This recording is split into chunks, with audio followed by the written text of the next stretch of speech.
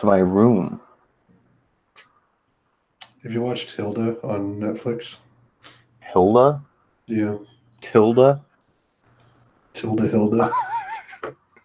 Tilda Hilda, the new sitcom from the makers of the Get Banged Theory. Do you ever have words that come to your brain and make you laugh and you immediately regurgitate them out and then realize they're not funny? Sometimes. Cool. I've never done that. That was perfect gold. Actually, far too often, if I may be so bold. It's really hot in here for no good reason. It's hot in here, too. It's, what is the temperature? The temperature is 78 degrees Fahrenheit. And wow. In South Whitley and yeah. Oh, it's 70 degrees. Look at that. That's why. Ayo. Ayo. Okay. Lock it to me. I'm gonna change some settings real quick. Oh yeah. I got a fan over here. It's just blowing me. It's blowing me so good. Dude, I'm always blowing. You know me. Always blowing. Okay. You know how I do. So what's up, man? Oh, you know, get more hours at work and such. You go up to someone at a party, shake hands. Oh, how you doing? Good. I'm getting more hours at work. Just immediate party chat. Like, bro, what's been up? I got a raise. I like small talk that's like too like inappropriately specific, but it's still small talk. So it's not specific enough to be like interesting. Right. You know, it's just like, so I'm getting more hours at work. It's like, so I refinished my guitar today. It was pretty easy. I had a chair and I touched it up with one of those stain pens, you know. Well, I touched a chair today. Oh man. Oh yeah. Man. Okay. Do you have your utilities? My utilities, as in the one utility I have, which is my finger and a lighter. Well, you need a pipe. What? That's what I mean. Man. I'm just like. My finger is on fire. It's the only way. Who does this? Who thought this was a good idea? Why does anyone do this? Oh my goodness. I need a piece of paper. Which lighter shall I use today? We'll go with the Techno. Techno lighter. So, do you want to do all three? Yeah. All right. So, Ethan, I'm going to lock it on you. All right. So, I bought Ethan 4 different tobaccos, an ounce of each. Yeah. Oh, dude, doesn't remember one Q smells so good. It smells so good. Yeah, guys, this video is going to be yogurt anal butt oral. It's a YABO, which means YABO. It means yet another box opening. So not yet another box video, as you so aptly failed earlier. YABO. Yeah. So I've got this guy right here. You said it's locked to me. Yes. Okay. So I bought Ethan 4 ounces, an ounce each of different tobaccos, and here go to me. This is what I brought to the party, so I'm gonna just smoke what's more from this, so I can just use up the bag. But 1 Q, I bought Ethan. Oh, look at that pillow, man! Thank you. That air pillow, man. I bought Ethan an ounce of 1 Q, which he has smoked. Yes. So give your thoughts on 1 Q. So 1 Q is similar to what I have. So I have this, which is Match It, which is the local dispensaries, whatever. And then I just realized there's a flyer in the bottom of this for Mark Twain cigars. Oh, yeah, some sweet pipes. Yeah, they gave me like a little $100 off of a $150 or more case of wine from some wine website. Seriously? Yeah, and it did have a flyer like that as well. Let's see if I can get my mic off screen. Can you still hear me? Yeah. Okay, so I sound fine. Yeah. Good. That way my mic's mostly off screen. So, and there's another thing in here. What's this? Oh yeah, look at that. There you go. Beautiful. But yeah, so I did try 1Q, and it was interesting because it smells so like if I compare the two, this Match It that I have just smells like straight tobacco with like a sneeze of vanilla, but like mostly just straight tobacco, right? So this smells so much like sweet vanilla, just like beautiful sweet vanilla. And the interesting thing is, I wonder if it's possible that because of what's in my pipe already from the other one, the already similarities between them caused it to just taste exactly the same, because smoking it was exactly the same. A little ghosting? Maybe. Yeah, because smoking it was almost exactly the same. The Q was a bit smoother and sweeter, obviously, but it was almost exactly the same. And I feel like there's probably ghosting happening. Well, RLP6, if that is kind of close to what you have with Burley in it, RLP6 does smoke similar to 1Q. Yeah. It just has a slightly more savory tinge to it. Yeah. So, I mean, but very good. I really like Lane 1Q. That's a good friend to have in the pocket. Yeah. For all the different ones that I've tried so far, 1Q seems to be my staple. And going back to it, I hadn't smoked it. Here, I'll just kind of go back to me. I hadn't smoked it since we did that last stream. Yeah. Which was April 27th already. So that was over a week ago. It was like a week, 9 days ago. I haven't smoked 1Q since. And I smoked it again. What was it? When was that party? I don't remember now. A couple nights ago. Smoked it with some family out on the patio.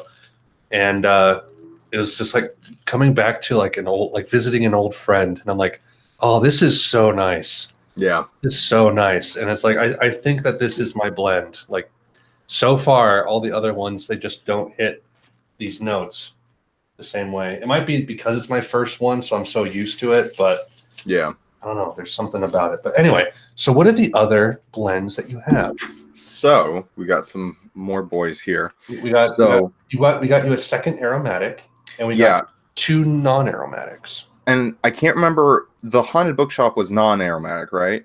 Correct. Because it was the Blackberry that was. Okay. So I've smoked Lane 1Q, which is aromatic. So the next one I'm going to do is a non-aromatic, which is Haunted Bookshop. Yes. So allow me to pull it up. Okay. On the website so I can tell you what's in it. All right. Cornell and Deal Haunted Bookshop. So this has Burley. Okay. Virginia, Virginia is in 1Q. Most likely is also in your... Right. Virginias are very popular in aromatics, actually, but Burley, Virginia, and Perique. So this is going to have a slight spiciness to it. Okay. Room note is 4, distinct. Okay. Flavor intensity 3, balanced. So let me actually go to tobaccoreviews.com. Hold on. That'll show me a better. It's like tobaccoreviews.com like aggregates people's ratings and shows you the common rating for like room note.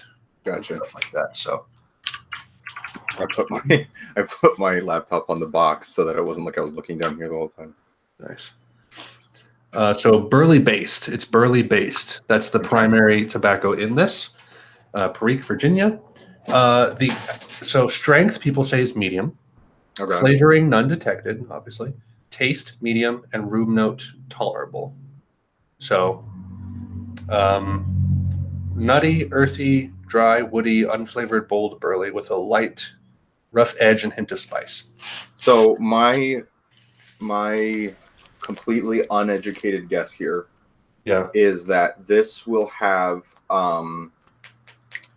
it will have a spicy pull and a nutty aftertaste.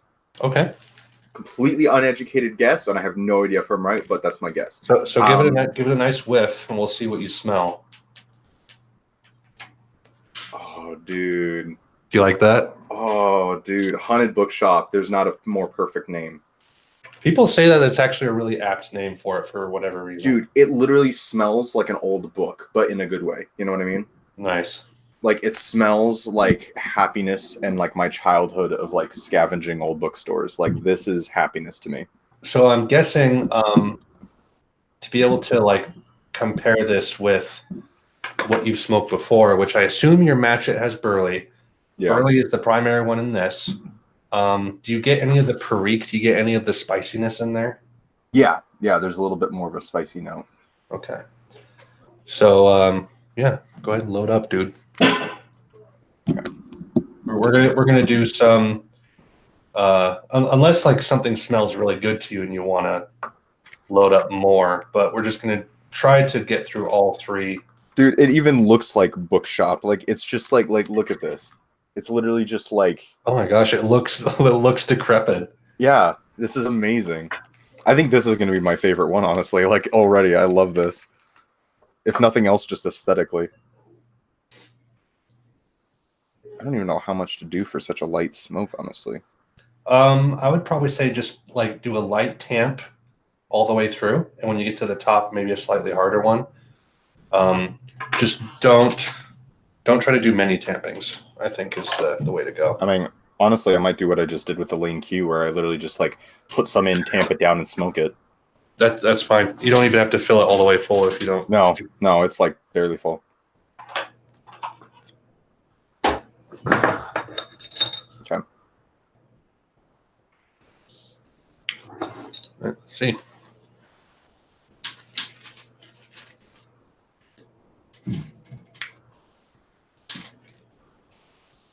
Oh, my thumb.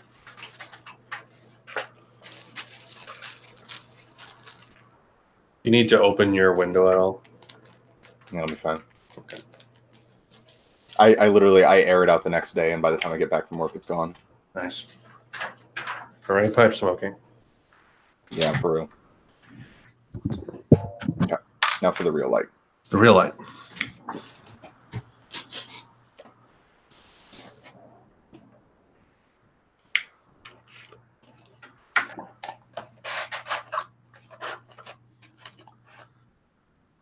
Is it lighting okay? Mm-hmm. It's not too moist? No, it's very dry, actually. I think I killed it, though.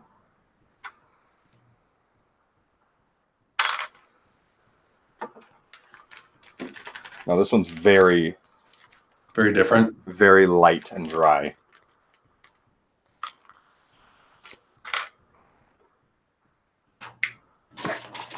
Oh, 1Q, you smoke so well.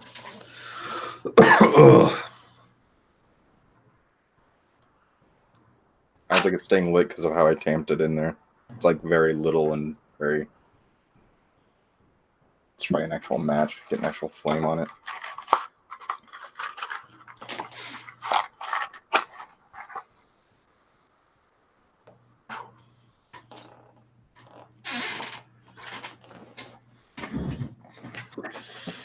This is the best blend, dude.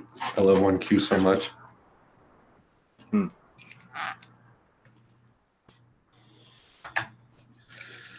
So, what are your thoughts as you're smoking? First of all, there's definitely more ghosting with the corn cob, I think, than there is with a normal pipe. Are you getting the sweetness from like 1Q and stuff in there? Not the sweetness, but I feel a little bit of that hint of it. But it's probably a lot harder to detect the notes in an unflavored tobacco as well. There is that spiciness there. And I was actually not far off. There's a little, it's a nutty aftertaste. And there's a little bit more of that zing on the pull. I killed it again, though. This is going to be hard to keep with so little in there. And the next one, I'm going to have to do a little more. That's okay. I want to get better at judging how much tobacco equals how much of a smoke.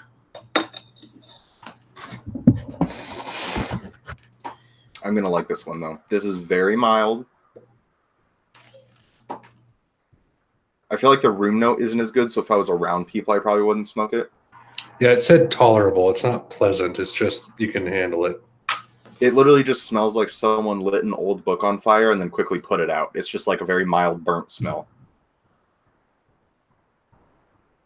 I think it would stay lit just fine if it was a full bowl. It actually, as I smoke it more, it's leaving a little bit of a spicy note in my mouth. Interesting. That's probably the Perique. I don't know how much of Perique is in it. I really like this one, though. This is really good. This is a very calm smoke, I feel like. I like that one a lot. I wonder if it's better to tamp it properly but have less in the bowl, or to get it to the top but not tamp it properly. You know what I mean? I feel like tamping it properly but less in the bowl. I feel like you need to be at least halfway, though, because I just did like a quarter bowl, and it's not staying lit, and it's smoking a little weird. So I feel like you need to at least have a half bowl, unless you're just better at it than we are. All right, I'm going to go ahead and take this out. Okay. But I really like that one. That one, I mean, the description is very apt. You'll have to let me know how that one smokes just in your own time. Yeah. It's very like, it leaves a little spiciness in your mouth. It's pretty calm.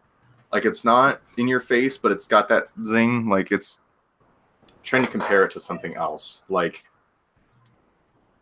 if it was this, it would be this version of it kind of thing. Like,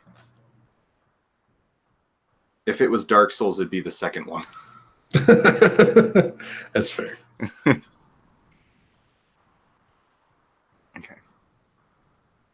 It's hard to freaking see. I need to do. Where's my phone? If it was Dark Souls, it'd be Sekiro. Oh boy. Oops.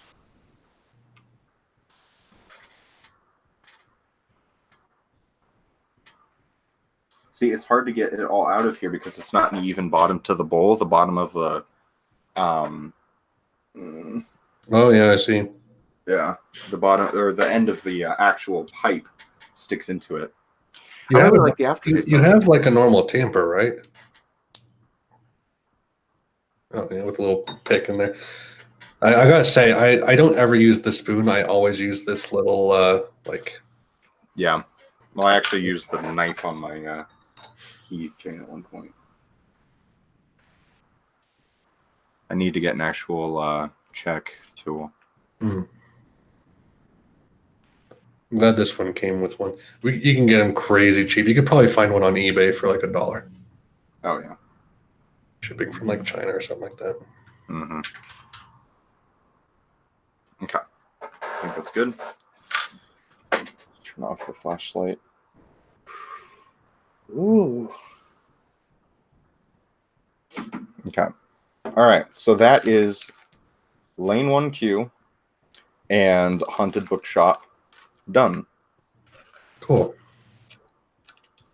Now we're going to try the aromatic that you picked out. I'm going to palate cleanse with peanut butter. That's fair.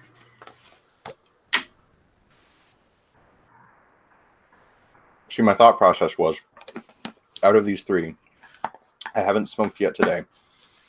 So out of these three, I wanted to go with the most mild one first, and then the aromatic, and then the crazy strong one. That was my reasoning exactly. Mm-hmm. See, I want you to save at least a little bit of Bookshop and Nightcap when you come. Yeah. And then I'll have you try Morning Pipe, and we'll like compare to see like strengths, you know? Right. Because I know Morning Pipe is supposed to be light, but it's like so light that I can't do anything with it. So I'm like, right. Are other aromatics this light, you know? Right. Okay, so we've got, this is Blackberry. Can't see that at all. What's the full name of it? Newminster number 23 Blackberry. No, nothing about it. What's that? I know nothing about it. You want me to pull up the thing real quick? Should go for it. I haven't smelled it yet.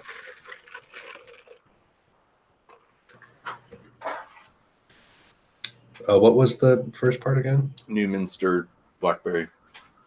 I just type in Blackberry. It'll probably be enough. Yeah.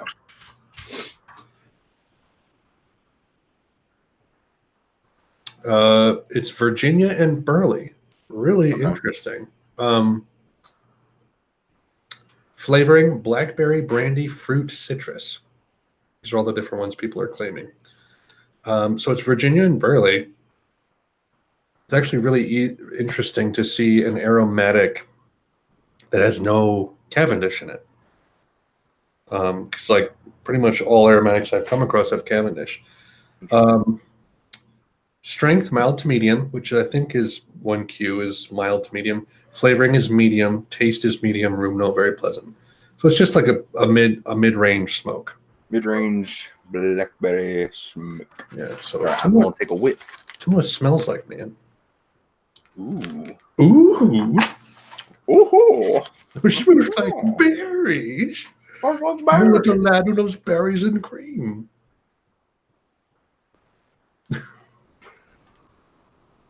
It smells, So, it smells like you'd expect. Do you get the burley in there at all? In comparison to the Bookshop? Yeah. You can tell that it's the burley. It smells like it has some of that same undernote as the match one and the lane Q. Match it in the lane 1Q. I can't words. Intriguing. And it looks it's wetter, coarser. Yep. Black. Smells good. Okay. Go ahead. I'm gonna go a little more this time. I'm gonna waste a little, but I mean this stuff's cheap, so that's okay. Sweet fruit taste perfectly balanced with brandy.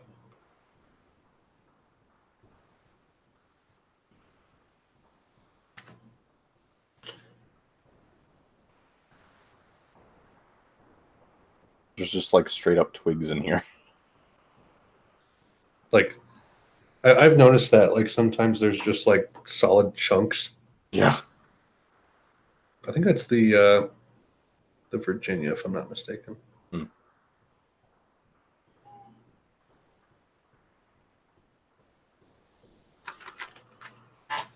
Smoking my bowl a little hot, but it doesn't taste bad so far.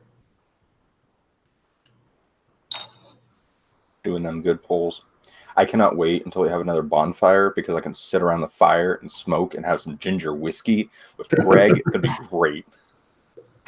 We were at so yesterday was Cinco de Mayo, right? So we went and got Mexican food and then we got yesterday. Cinco is 4? I mean, no, sorry. We did our Cinco de Mayo yesterday. Okay. I said that wrong. We did our Cinco de Mayo yesterday, and trying to test my pull on this. This packs really well because you can pack it really hard and full, but then it still pulls fine. It's interesting. It's not what I expected.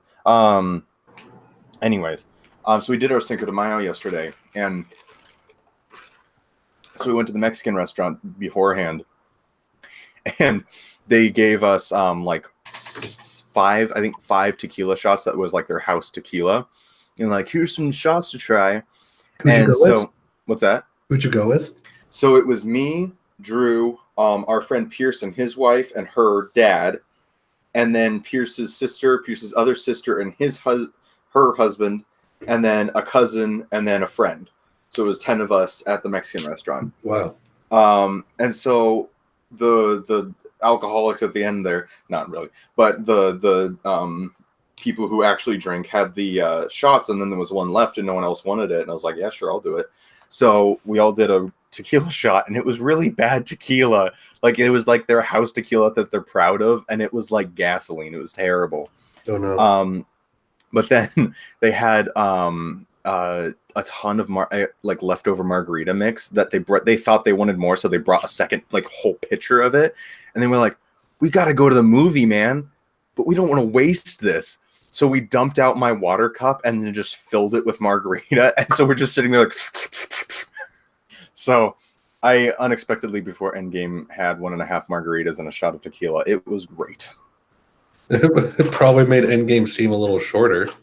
It did. And also I cried like 4 times and that probably helped. Nice.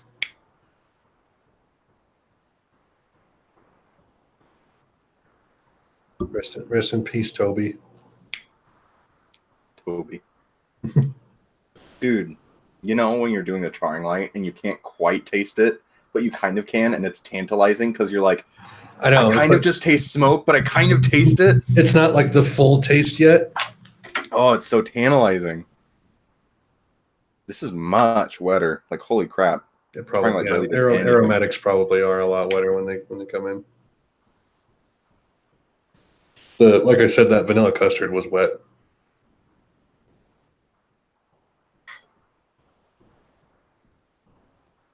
Jeez, yeah, this is going to take a couple tries to light properly. Like, my charring light hasn't done anything, it looks like. Would it be easier with matches? I have a hard time with matches, man.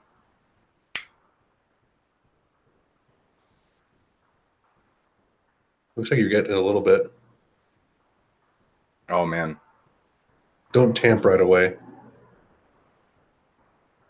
That's tasty. You getting the Blackberry?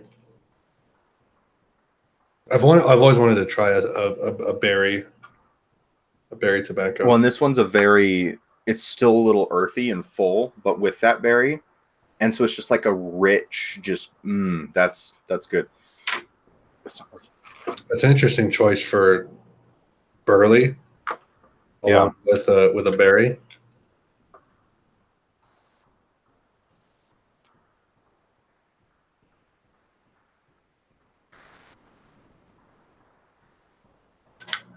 Had to bring the big man into play.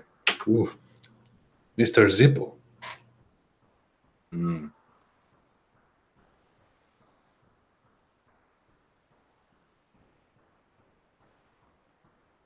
That's not bad. Probably a little gimmicky. A little bit.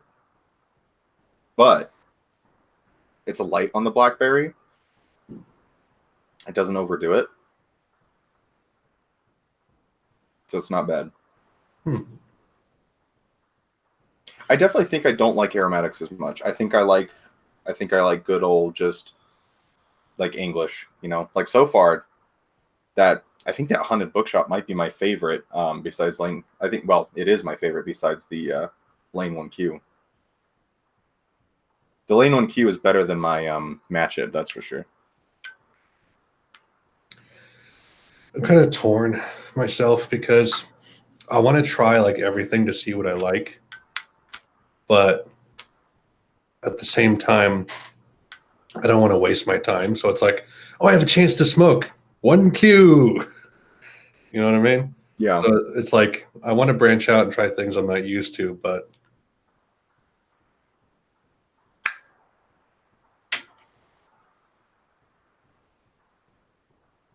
ooh. Breathing that out the nose is very interesting. This is more smoky too. Look at that. Yeah. Might be because it's wetter. Hard to say. That's interesting. It doesn't hit the back of your throat nearly as much at all. But that doesn't mean it's weaker.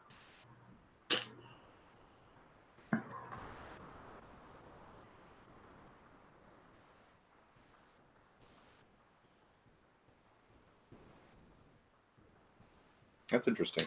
It is a bit gimmicky. That's not bad. I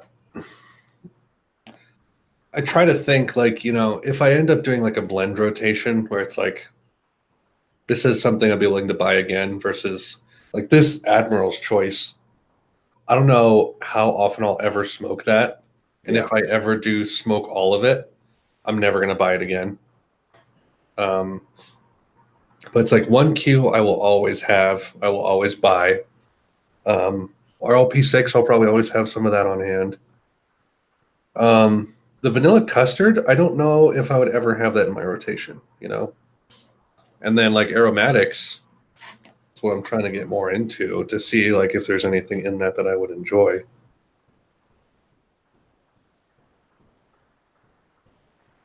I definitely don't like the aromatics as much. I like being focused on the tobacco as opposed to what's on it.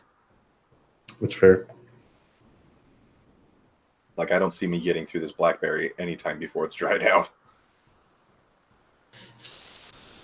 Do you guys have mason jars? Yeah. You could store your tobacco in mason jars, and that's like the perfect moisture preservation method. Yep. So yeah, if I keep, I have a box that I'm using to transport. It's an old cigar box. I'm using that to transport it. And if I words. Oh yeah, if I go anywhere, then I have like little baggies that I'll have with them. But overall, just mason jars. my pipe is like burning hot right now. I don't know why. Well, do you keep relighting? I was smoking it pretty fast to keep it lit, and I shouldn't have done that. Well, that's your I don't know why right there. Yeah. Yeah, there it is.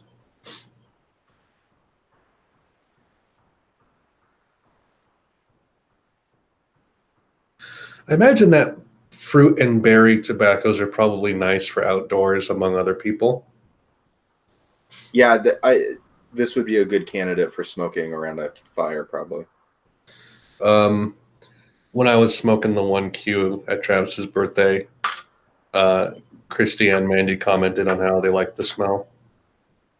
So it's like vanilla, fruit and cherry. Or fruit and berry. Those are pretty good choices if you're smoking outdoors with other people around, because it just creates a nice aroma. Yeah, I think if I'm sitting by myself, I like the that haunted bookshop so far, and then obviously Lane 1Q. If I'm around other people, Lane 1Q or this Blackberry. There is kind of something nice about the psychology of it too, where like in English or non-aromatic, you're more focused on the tobacco, and it's like a much more like intimate smoke, if you will. So when you're by yourself, that's fine. It's like, if I'm smoking this Middle Earth, I'm smoking Lord of the Rings tobacco, and it's non-aromatic, and it's an English blend, and it's like just sitting there maybe with a book. Whereas like obviously flavored ones are going to smell better to other people who don't smoke. Right. But I don't think you're going to get as introspective and serious if you're smoking an aromatic. So like the ability to be at a party and literally just smoke some vanilla 1Q is pretty legit. It's pretty relaxing. My wife says her husband has a larger penis than mine. And believe me when I say that it is true. I could hardly take it. What? Polyamorous gentleman. My wife says her husband has a larger penis than mine, and believe me when I say it, I could hardly take it. Oh, I see. It's the husbands have sex too. It's a joke about polygamy. Oh. All polygamy jokes are banned in this chat, by the way. If you say a polygamy joke, you go to jail. Oh, I'm not even on the proper stream. Oh yeah, you're not looking at the chat. Yeah, send me that link. Okay. I was gonna say if you go to. No, I know how to get it. I'm just too lazy. Well, I'm trying to get my I have no good lighting in here, dude. Oh, are you cleaning it out? Mm-hmm. I'm excited. I want to get to this freaking. I know. Now, I don't know. This is the thing: is we can't know how it compares to the original. What do you mean the original? Oh, because it's a match. It's a match for a blend made by a company who doesn't make them anymore. Right. Because of the FDA crackdown. Yeah. The FDA. So unless you're willing to, let's see, eBay, Dunhill Nightcap. How much for a tin of Nightcap? 2 ounces of Nightcap. Oh, $50. Oof, ouch. Yeah. 2013, 2014 Dunhill production. Needle, man. Nightcap, 50 grams, factory sealed, unopened, brand new, $50, $6 shipping. Wow. Lot of 40 sealed esoterica tobaccos. McClellan Dunhill rare, $3,000. Jeez. Wow. This guy has like rarities in here. It's ridiculous. It's ridiculous. And they're all ones that are like unavailable anymore. A bunch of Dunhill and McClellan blends. Well, I'm kind of sad that like of all the times for me to start pipe smoking, it's right literally like 2 years after 2 big companies stopped making blends. right. It's like going through YouTube, like everybody smoked Dunhill and McClellan blends. Like that Titanic looking kid, that he was smoking a McClellan blend. It's like, well, I can't try that. Titanic looking kid. And like Dunhill, it's like I'd love to try actual morning pipe or actual Nightcap or any of the other ones that everyone has reviewed, but nope. You get matches, which who even knows if they're close. Right. At least 1Q will always be there for me. 1Q. Always there. I could hardly take it, dear Lord. Polyamorous gentlemen. There's the difference between, you said polygamous. There's a difference between polyamorous and polygamous. That's true. That's true. That was a polyamorous joke, not a polygamous joke. If it was a polygamous joke. A polygamist is like a fork in the road. That's a bad analogy. Whereas a polyamorous is like a roundabout. It's the stupidest. Like, you know what I'm saying. crunchy peanut butter is like a 7 lead pencil, but soft peanut butter is like a 5 lead pencil. It's the stupidest. Like, these are 2 different things, but the same.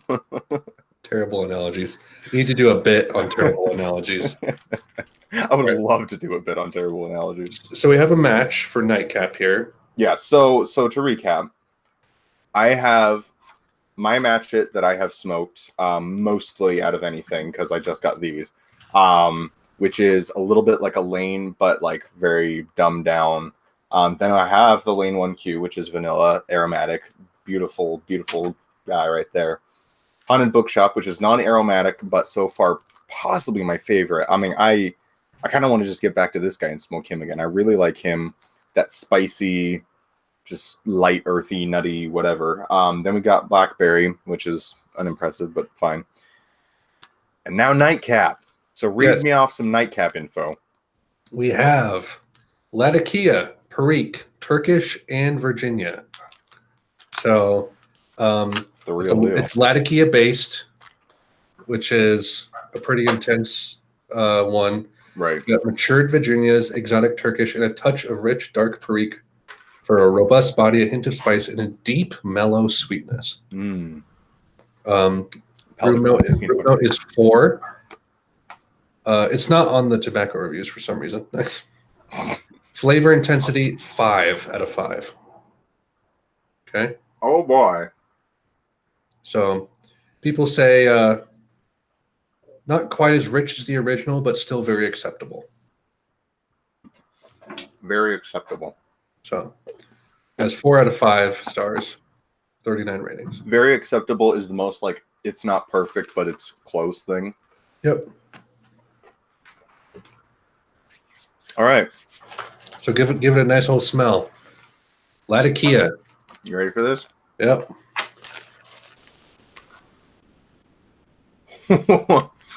Oh boy. Oh no. Woo! That is like the undersole of a boot. Wow. That smells like a tire. Really? That smells like burnt rubber. Woo! Here's what it looks like. Kind of like Haunted Bookshop, but even more decrepit. Oh, very decrepit. Wetter too, but still kind of that. It's oddly light. Like it's not heavy. It's pretty light. Interesting. All right. I expect it to be heavy and moist, but it's pretty light. All right. I'm just gonna load up a bowl of this guy. Okay. I'm gonna go for him. A full bowl? Well, like probably like 3/4 of one. Get a full effect.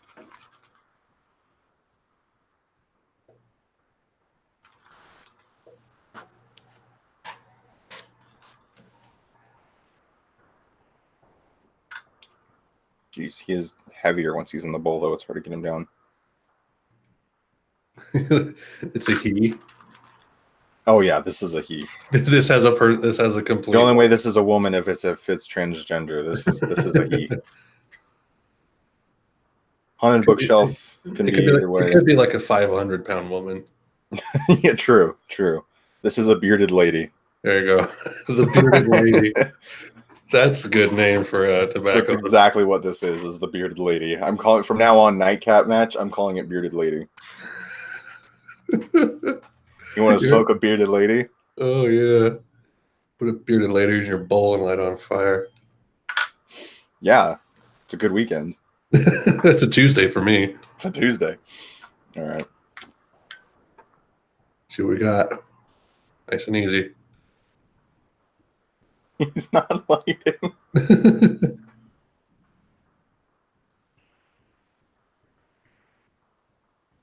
He just refuses. He's like, no. I'm still calling it a he, even though it's a woman.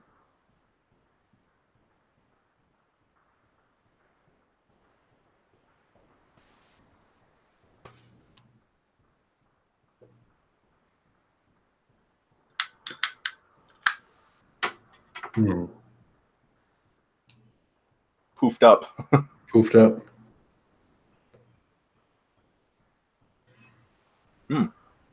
That's interesting. It smells like a freaking tire. But burnt rubber.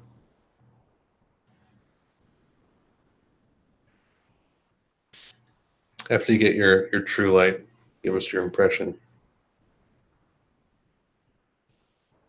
Looks like you're getting it a little bit better now.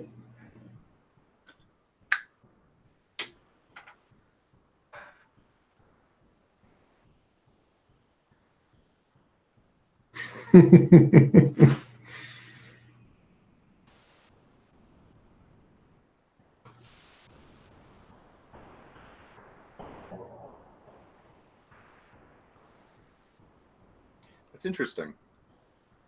Is it mellow? It's very mellow. I expected like full in my face throttle you, but like, wow, that's really good. You like it? I think you would like this. I think you should try this. I'm eager to. I honestly like this is really good. It's it went out again because this thing is freaking. It's like the most perfectly wrong combination of light and airy and wet at the same time. It does not want to light. I've not had this much problem lighting yet. I need to do moisture control, honestly. Like I need to like lay out tobacco on a paper toweled cooking sheet, stick another paper towel on it, put some books on that, and leave it for a bit. Because that's like one of the ways you can dry out tobacco. And I need to do that for some of mine. Even my 1Q is a little wet. What does it say the room note is for this? Like a 4 out of 5. Like on as in good? As in very distinct. Oh. So like people will notice it and be like, "Oh gosh, what are you doing?" Here, I'll look up just the Dunhill Nightcap. I assume this will be a little close. Strength strong, taste full, room note tolerable. Yeah, I feel like it wouldn't be good to smell in the room. Probably not. This is the kind of thing that when you walk into the pipe shop or the cigar shop, I mean the friggin' tobacco shop, there we go, and they're sitting there smoking this, it's like, oof.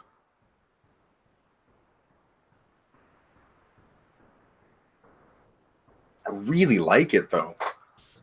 Latakia, Oriental, Turkish, Perique, and Virginia. It has a lot of different tobaccos in it.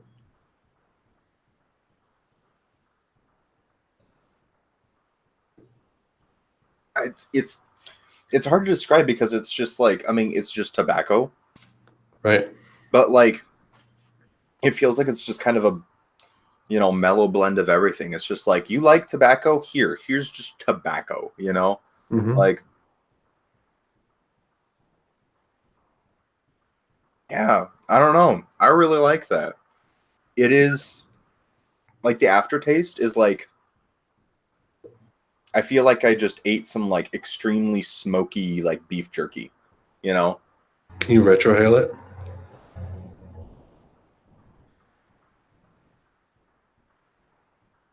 Yeah, it's like, dude, it's like I just like ate some beef jerky. Like, it's really pleasant, actually. So, I think it went out. let me pick your brain on this. It definitely went out. So. The idea that you need a light blend early in the morning and then a really strong blend after your palate's gotten used to stuff later in the evening.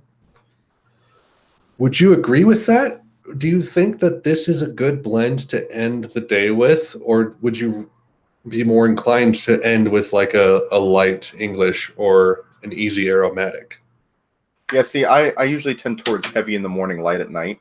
I mean, that's kind of how I've done everything. It's like, you know, shoot up some espresso in the morning and then at night have a nice tea, you know? Sure. So like, I think like if this was my morning espresso, you know, like I woke up and I was like, all right, time to start the day.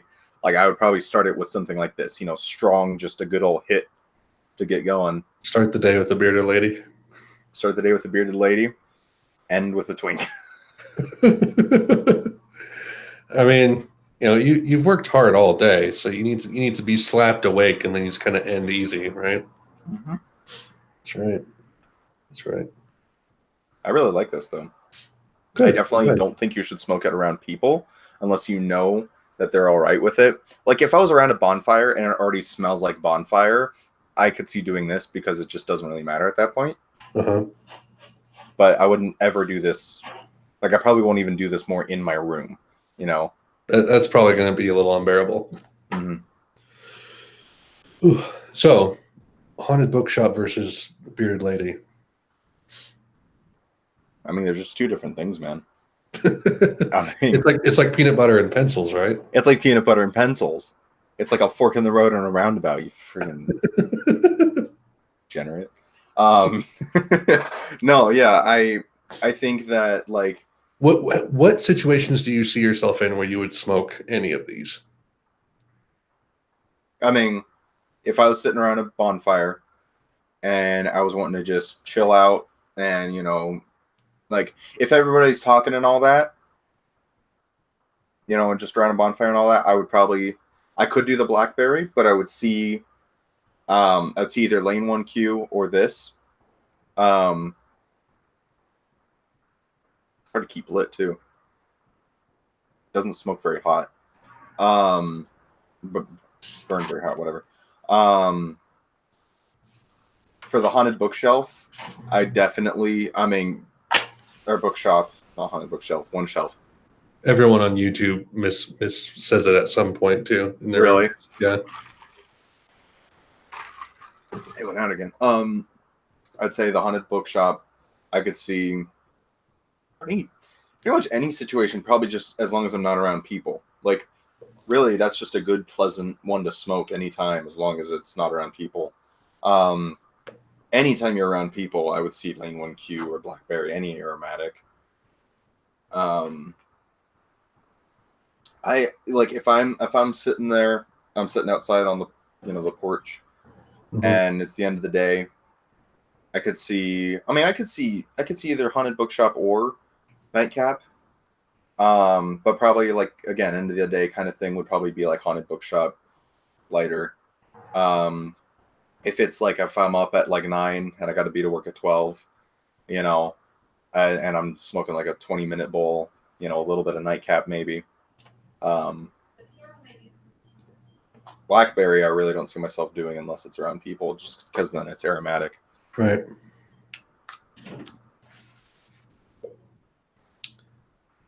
Do you have enough in your pipe to smoke the rest down?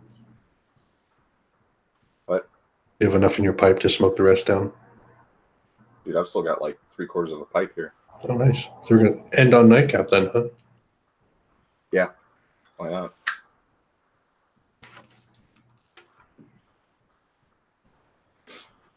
So how was Endgame? Have you not seen it yet? Do you know who I am? You know how much I care about the Marvel Cinematic Universe? None. That's correct. The last Marvel movie I saw, not counting Deadpool, was Guardians of the Galaxy. Seriously? I thought you were more up on it than that. Oh, no. Oh, no. Interesting. I actually, and before Guardians of the Galaxy, the last one I saw was the first Avengers. Which, like, completely turned me off from the whole MCU. Really? Mm-hmm. I did not at all like the new stuff then. No, I just knew, like, this is not anything that I enjoy. So I just like, wow. I love it, man. I think Endgame was a perfect, because that's the end of this phase, right? Like right. The phases. I think it was a perfect end of this phase. Like it was amazing. What comes in the next phase? I don't even know entirely yet. Yeah, this is abrasive, dude. This is like in your face. Don't smoke it too fast. You might get like a nick hit. Yeah. Your face will turn green. You have to keep relighting it. No, it's crazy because it's like I can't. I'm trying to figure out a way to say this without giving any spoilers. I don't care. I don't know if anyone else cares. Well, that's the thing is if there's anybody watching. If you don't want endgame spoilers, leave. No, I'm not gonna say any spoilers. Just okay. It's definitely like, everybody knows like Captain America is one way or another in the movie. This is the end of Captain America because we all know that the actor, what's his name, Chris Hemsworth? No, Evans. Chris. Yes. Chris Evans said that this is it, and so you know one way or another this is the end of it, and I think they did very well with how they did him. And obviously, some people die because that's how it goes. And I think they did it very well, and I think it was, like it opens it to the new phase while being an end of an era kind of. I freaking cried, dude. Like I was emotional. Like that is movies I have cared about for 10 years. Like Iron Man was the first. He hasn't been my favorite hero for forever by a long shot, but he was the first like favorite superhero I ever had as a kid. And I love superheroes. And he was like the first hero I ever loved. Like I had a little Iron Man figurine that I played with all the time. Like I loved Iron Man. And I always have. Like I think he's awesome. And so then, there was continuing with him through this and seeing him through and all that. And they're doing awesome with him. And then, Black Widow, she's got her movie coming out, and, seeing her character grow. And like, I love these people, I love these characters and seeing them continue and grow. And, this movie just continues the pattern of like, seeing these people you love grow. And seeing new characters come in and all that. So it's been really cool. And I think the movie did very well. I actually was a little upset with Infinity War in some ways. I thought there was things I think it could have done better, and I think Endgame did it a little bit better. 3 hours long. It did not feel like 3 hours. Infinity War, I got bored. As someone who likes the MCU, I got bored, but Endgame did not feel like 3 hours. It felt like 2 hours at most. Have you read like the Wikipedia for the plot for Infinity War Endgame? No. It's literally just bullet points. Is that what it is? It's kind of what I anticipated it would be too. It's like, these people go here and talk to this person. These people go here and kill this person. Yeah, that's pretty much what I had to like, do at that point. Like, what? You have no like details. It's just like the most benign thing you could imagine.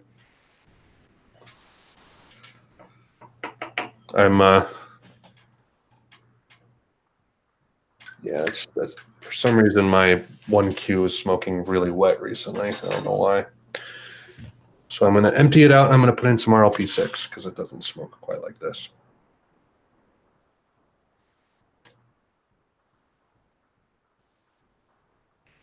Yeah, this is very, very aggressive tobacco. But not in a bad way. I like it a lot. So it's simultaneously smooth and aggressive. Right, because it's not zingy. It's not zingy. It's not punchy. It's just very, very like, maybe aggressive is the wrong word. It's very, very present. Sure.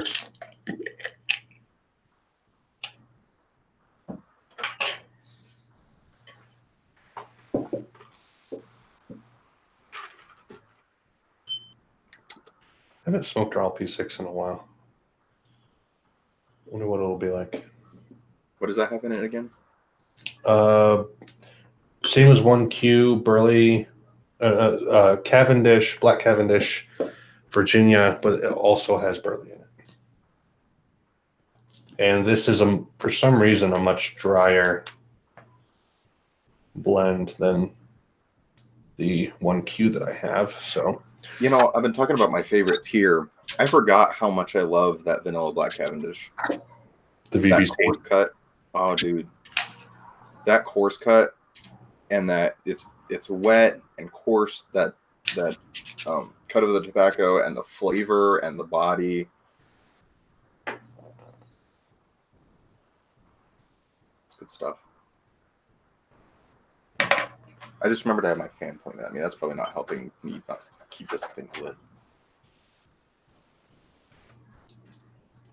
Do you know that like sailors and people involved with like naval stuff who are around the sea all the time would smoke their corn cobs like out the side of their mouth upside down? Upside down? Yeah. How? Well, it stays once you pack it. That's true. It does stay in. It stays in, but they would do that to keep moisture out. Like if it was raining, they would just smoke it upside down out the side of their mouth. Interesting.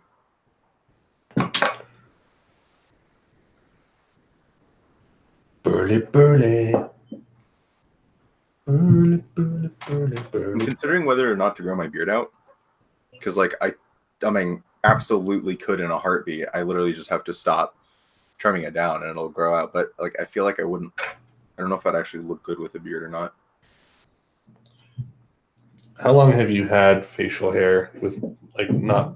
How long has it been since you were fully shaved, clean shaven?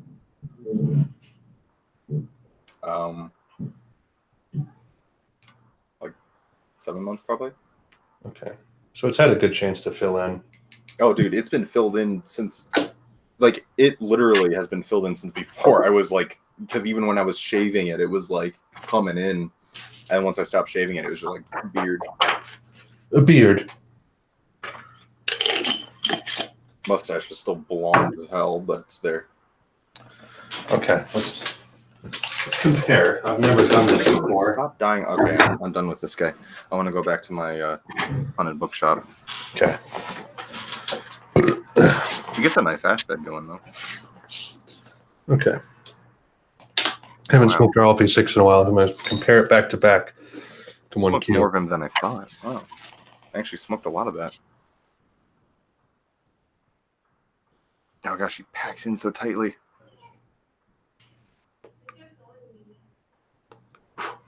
Oh, this chars perfectly.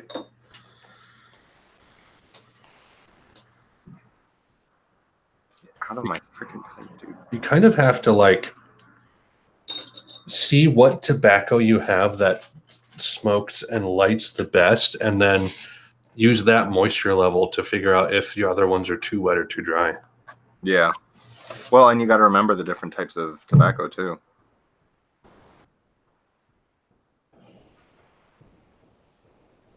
Add a nice knot of unsmoked stuff in there. Only nice thing about that one is that it comes out of your pipe very easily because it's so freaking chunky. Once you get the knot out, it's gone. So many innuendos. Done with that guy.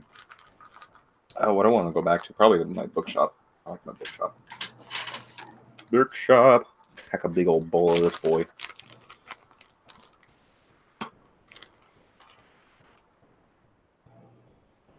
Because if I did grow a beard, I would grow it like it'd be kind of in line. You know, I wouldn't just grow it bushy out because it is very bushy naturally.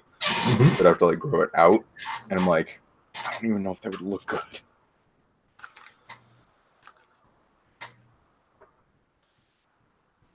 Probably gonna try it just to see. It's freaking just like a stick. There's just a stick in here. I've never really considered growing my beard out very long. It seems like too much work, and I get really itchy. Oh, really? Yeah. My head gets itchy, not my beard. I use, well, the thing is I knew I would get itchy, so I use beard oil and beard balm. There we go. Just because I knew I would get itchy if I didn't, so I just started using it right away. Even for how little I have, you know, it's close shave.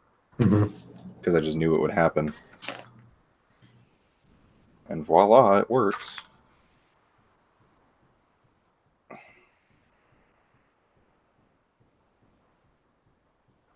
Dude, this is just the most... I really like this on Bookshop. I'm glad. Just look how good it looks in the pipe. Like, it seems to be a favorite for a lot of people. I really like it. There's a guy on YouTube Smells so good. His name is Matches860, but he does like a lot of pipe videos, pipe live streams. And I'm pretty sure his favorite is Haunted Bookshop. It's pretty tasty.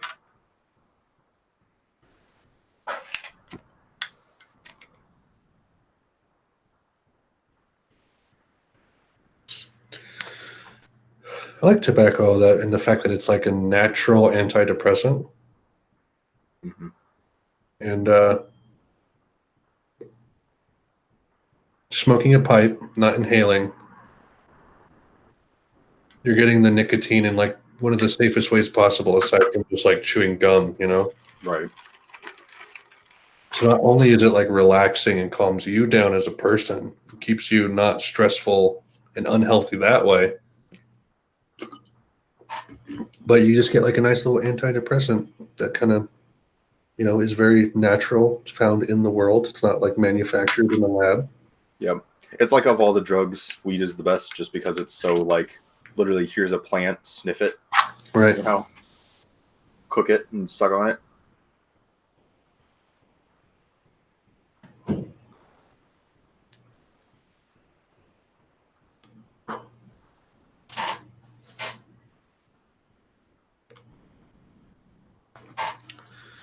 RLP6 isn't as good as 1Q, but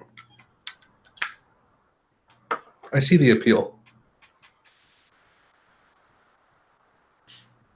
It's like ever so slightly different mood. Yeah.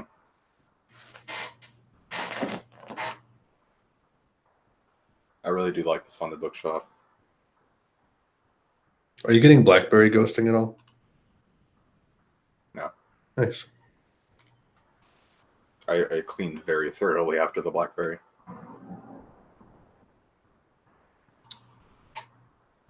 So you don't use a filter now? I haven't used a filter since the first smoke. Hmm. I like it a lot more. I don't know why I'm having such a hard time keeping things lit tonight, man. I've not been having this issue.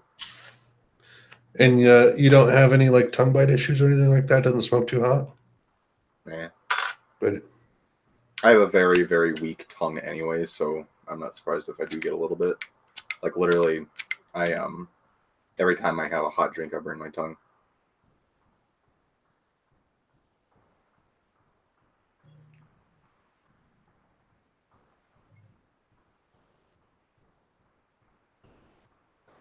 Not really feeling the smoke tonight for some reason. The jaw kind of hurts. I've been blowing so many men today. Whatever, and money. Words right out of my mouth. The penis right out of my mouth. Put dick right out of my face.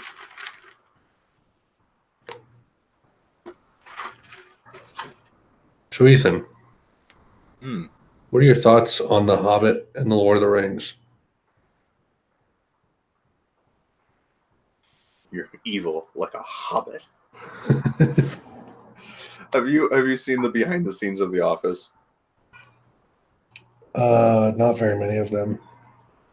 Dude, there's this one where Dwight's trying to write to his Valentine, and so he's just like improving lines, and so he's just trying to come up with things. And one day he's just sitting there and he's like, "You're evil like a hobbit." It just kills me every time. And they start him and Jim start or John Krasinski start cracking up. It just kills me. Evil like a hobbit. I killed it again. No, I don't.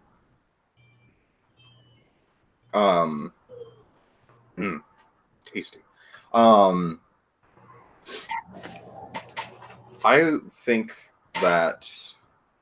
think that I'm annoyed with how the Hobbit movies came out, but that the Lord of the Ring movies are incredible, and the books are like. Could you imagine if you were smoking? What? You smoke your pipe like this? Yeah, I can't see you. Hold on.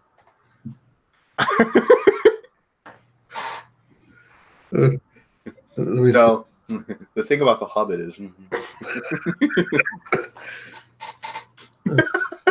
Hold on, wait. I gotta. Yeah. You're looking at me for saying, "Oh man." Oh. Wow. It's so wrong. I want to see you do it now. Okay, hold on.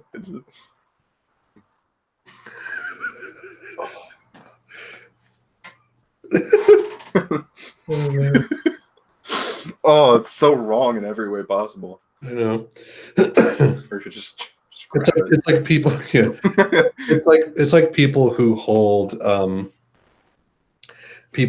wine glasses by the stem. Oh, Drink it like that. Or if you held a beer kit, like a beer glass, like on the bottom. Hold on, Ethan.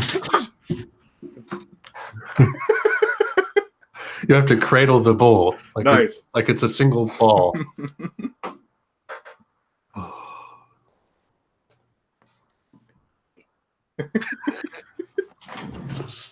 So gay. Oh man. So, anyways, as I was saying, I went out a while ago.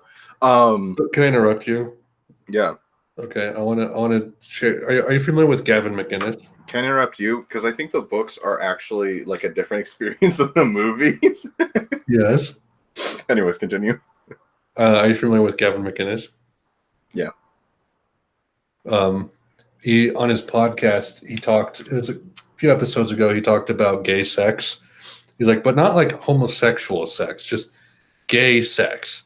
Like if you're laying like down, like if you're laying down, and you have like a girl is blowing you, and you have your like legs crossed, you're like at your at your feet, and you're just kind of like making like you're making like a C shape with your body, and you just go, oh.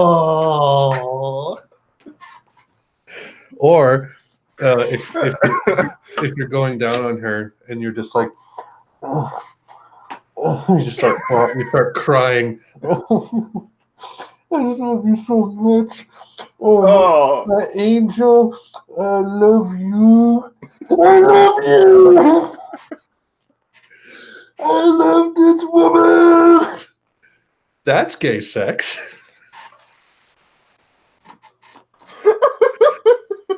I was listening to that at like 5:30 in the morning while I was ordering at work, and I was just dying in the aisle. It was the best thing. Oh my gosh. How uncomfortable would that be from her perspective? That's all I could think about while you were doing that. Oh, I love this woman. I love this woman. Anyway, the books and the movies are certainly a different experience. I've only read The Hobbit. I want to read Lord of the Rings. I've read The Hobbit, haven't seen the Hobbit movies, saw the Lord of the Rings movies, haven't read the book. Really? Yeah. The Hobbit book was not as good as Lord of the Rings books are, in my opinion. Have you read Lord of the Rings? I've read... Let's see. I've read most of the first one and half of the second one. Really? Yeah. Excuse me. And I really think that the Lord of the Rings books and movies separately are experiences that need to be had. I agree. How do you feel about Tom Bombadil? What? How do you feel about Tom Bombadil? How can you say you've read the first book and you have no idea who Tom Bombadil is? I don't remember.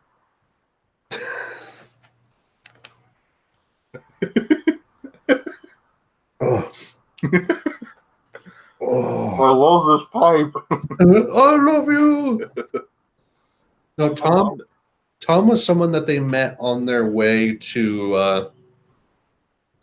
I don't know if it was before they even got to the Prancing Pony. I don't remember. It was like on the journey somewhere, and he's just some guy with like yellow shoes that they stumble across, and he has like weird powers. I don't remember this at all. He never shows up again. Here, I'll pull him up and I'll read about him and see if you can. I don't remember Tom Bombadil. I mean, granted, it was like 8 years ago. Best known from his appearance as a supporting character in Lord of the Rings. In the first volume, Fellowship of the Ring, Frodo Baggins and company meet Bombadil in the Old Forest.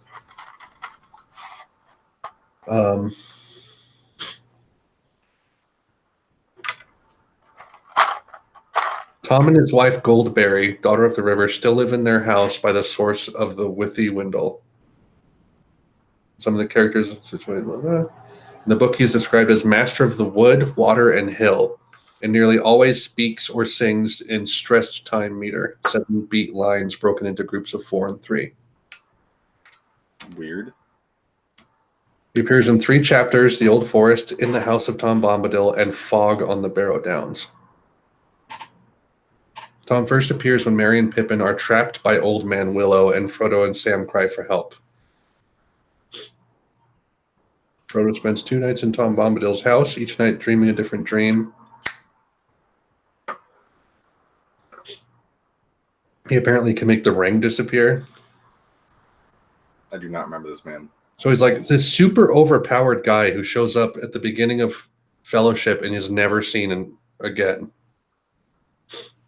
What was the logic behind that character? Ethan says our live stream is lit. Or Javen says our live stream is lit. Wait, what? Javen says our live stream is lit in the chat. In the messenger group. Oh, he's watching. Apparently. Oh, yeah.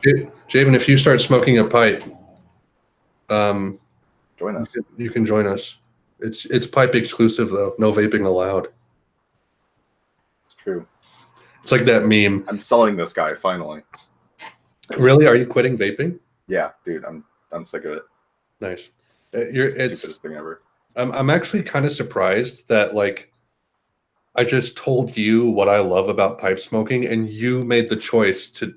I don't feel like I pushed you at all. No, I was just intrigued. Yeah, it's kind of cool. What was I saying? Oh yeah, it's like that meme. It's like my friendship with vaping has ended. Pipe smoking is my new best friend. You know that one? No, You haven't seen that? It's like an Indian Facebook kind of meme. I have no idea. Look up "My friendship has ended." Meme. It's a good one.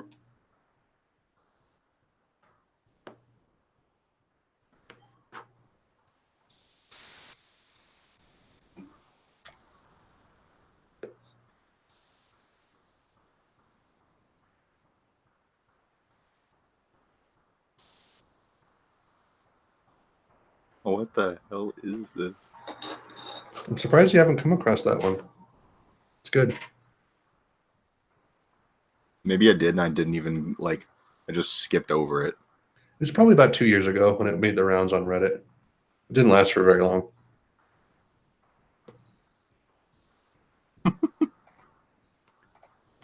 I like this one here. Is there a chat on this? How do I like? There we go. No, I don't think so. Is there? There we go. Oh, this thing? I copied it.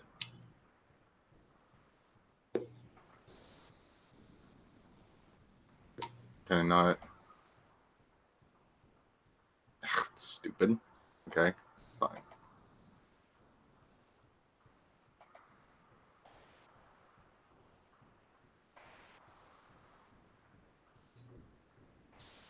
Oh my gosh, just trying to copy and paste this is ridiculously annoying. There. Kind of wish I had a glass of wine right now. Oh my gosh. It's review, brah.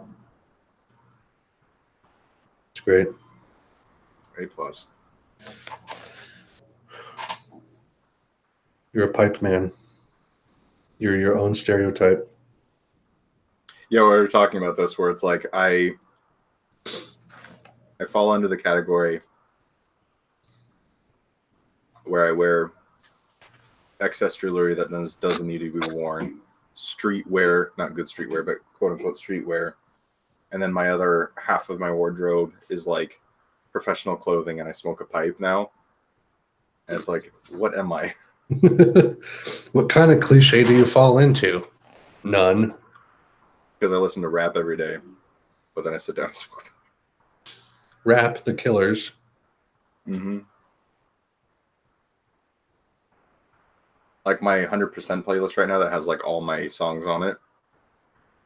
Well, not all my songs, but like all the ones I would want to listen to.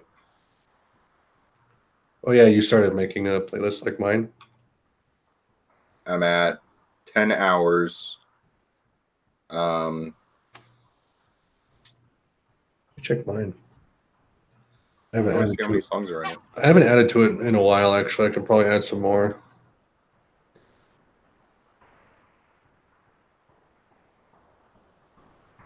I don't know how many see the total of songs.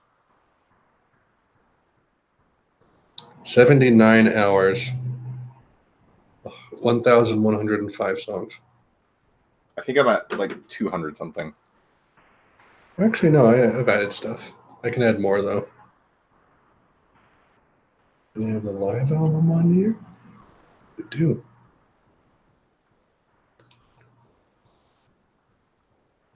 Oh, I'm only at 165 actually. Pretty low. But point being, it has pretty much every genre on it, including country. I love when people say they have a unique sense of music or style of music that they like. And then you ask them, it's like everything but rap and country. It's like, oh, so everyone. For everyone. Well, people say that, but there's still caveats, you know? Exactly. It's like, what about crunkcore? Yeah. What about pirate rock?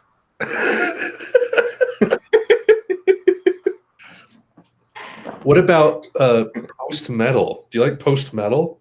You know what that is? How about plunderphonics? Do you like plunderphonic music? How about field Exactly. recordings? About what? Field recordings, Mm. sample music.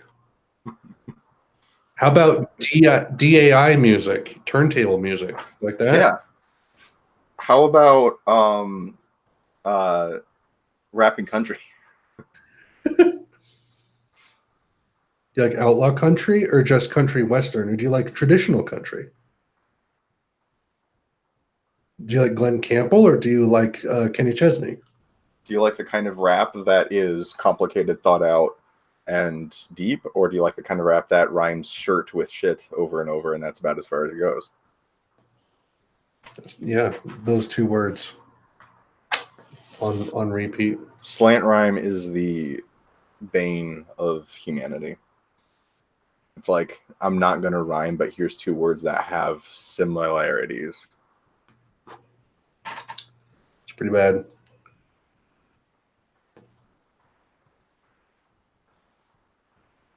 I'm doing a terrible job. I always maintain my pipe really badly when I'm talking to other people. It's hard. I just inhaled a piece of tobacco. That's cool. Filter noob.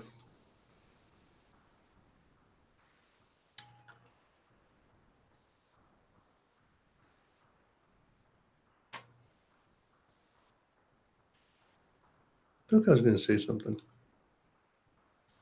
Very good feeling to have. I like songs. When you say everything but rap and country, you mean the Billboard Top 200. You mean anything that's been on the Billboard Top 200 for the last 15 years. AKA the radio. Yeah. You collect music from the radio. Which isn't to say all radio hits are bad. But, yeah. None of them are good. Exactly. How do you feel about this Billie Eilish girl? I think that she has a very unique style that I like, but it's overdone and a whole album of it is annoying. I don't like the trap. Trap music really annoys me. I really like The really weird drop that like the music was all nice and they go. see, I don't mind it in moderation. Like Bad Guy and Bury Your Friends and like one other. Like if you got like three of them, I think it'd be great. But then the whole album, it's like, okay, I'm sick of this.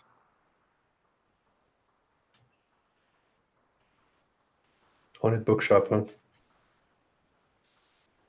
Brings you to your core, to the Zen place. It's not bad. I really like it. I like the spice. Good. I don't even know if I'm gonna look up early morning pipe. I want to see what's in it. Early morning rain? No. 8 o'clock, dude. Latakia, Oriental, Virginia. Okay, so I haven't had Perique ever. Oh, interesting. I like it. I like it a lot. Early morning. New name match 20. Oh.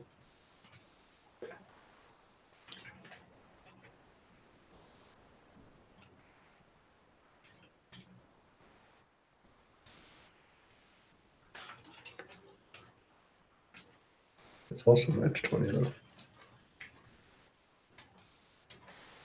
I wish I knew who made this though.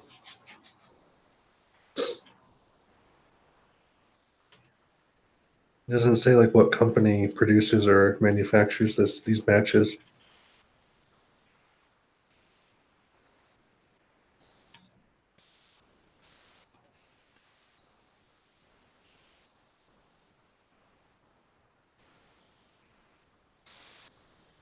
This is like it's like one of those 24-hour house cams. I just clicked on your picture, and you're just sitting there. It's like, and now we go to Alex.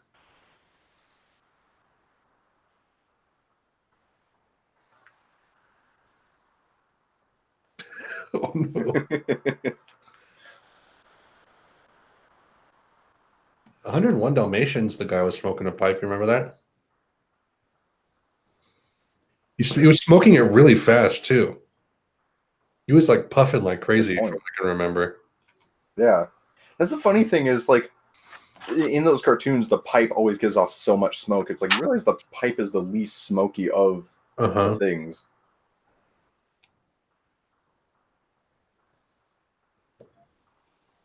Although, I guess, I don't know. I guess I don't know about cigars. Maybe cigars don't have much smoke.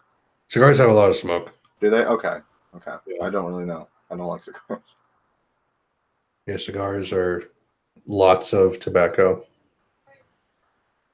No filter, so it's just literally, and there's nothing for the smoke to travel through. You don't have to worry about a cadence as much, so you're just puffing.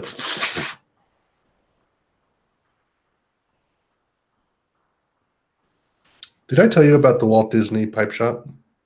I think so. You don't think so? No, I think so. Sounds familiar. Disneyland had a pipe shop where you could go in and buy Disney-themed pipes. Yeah. And you could walk around Disneyland smoking a pipe. Doesn't that sound awesome? Wouldn't that be amazing? That's what Walt did. Walt walked. That was his favorite shop before they closed it down because they're California. California doesn't let you have any fun unless it's all the fun that's wrong. Yeah. You can't smoke tobacco, but you can have as much butt sex with men as you like, and we won't tell you no. You can have all the butt sex, but none of the tobacco. None of the tobacco. Worse than butt sex. In fact, I'll tell you. 9 out of 10 men say don't put tobacco in your butt. That 10th one, well, you get recovered from Iraq, and they're like, "What torture did they do to you?" Like, they smoked tobacco out of my butt. They use my butt as a pipe. Anal bong. It's so stupid. You bend over and you just have like a charred butthole. It's a nice ash ring. Nice ash hole.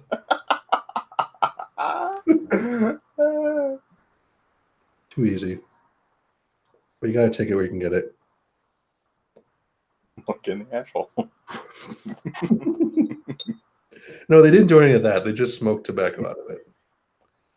They actually had wenches that they brought in from afar. Just smoke out. Yeah. Long live the king. Long live the king. He's going. Bye.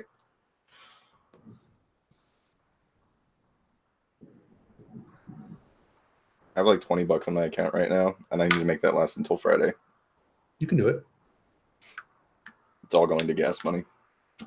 I mean, technically, I have like $600 in savings, but I want to not be touching my savings. You're a smart man. See, I want to go from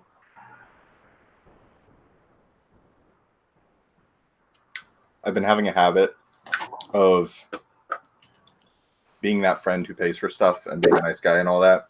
And so my income has been matching my outcome. Yeah. My outgoing, whatever. And I want to become the person who is very, very financially fickle to where I pay for the right things and I do the right things, but I'm saving and building. And especially with the raise more hours coming, my income. Are you actually getting a raise? Yeah, I was just having a bad day that we were talking about the small talk that's random. Yeah. Nice. How much are you going to be making? I was just having a bad day that one day when I was saying I was going to leave and all that. But so right now I'm making 12 for 30 hours. So that's 360 a week. I'm going to approximately 1250. It hasn't been set in stone yet for 40 hours. So that's 500 a week. So each paycheck, that's going to be before taxes, like over $300 more. Dude, I make like $484 a week. Yeah. So I'm looking forward to that. That's like $12 to union dues, $20 to health insurance. I make 16. Well, I will be making 1641. But yeah, I gotta say, for the work that you're doing, which it doesn't sound crazy hard, 12 is pretty good. Very low stress job. Very low stress. So 40 hours, I mean, it's gonna be making bank. So I can be saving, building up, getting ready for an apartment, and then next year be moving out. Or just buying a lot of pipes. Or both. You and I, when we have the available funds, we need to get Dr. Graybo's. What? Dr. Graybo's. You saying it again doesn't help me. Dr. Graybo's. Ah, okay, yeah. Here, let me hear that thunder out there? No. Put in chat. These are really common first pipes for a lot of people. 30 to $50. Dr. Graybo Grand Duke Smooth Tobacco Pipe, $32. Unbent pipe. It looks like it can fit a 6mm filter, not a 9. I have 9s. But I want a sitter. None of these are sitters. Nope.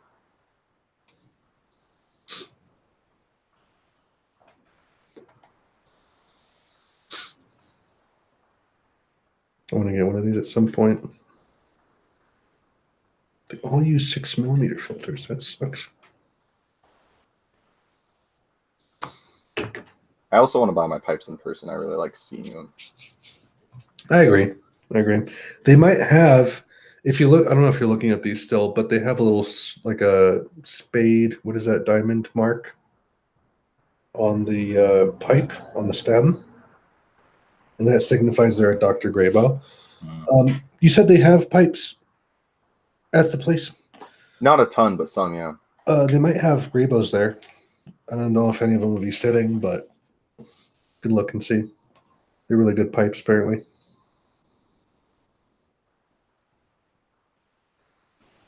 On this site, there is, for the $33 range, there's, never mind, they're sold out. They do have 3 sitters, but they kind of look a little not quite right.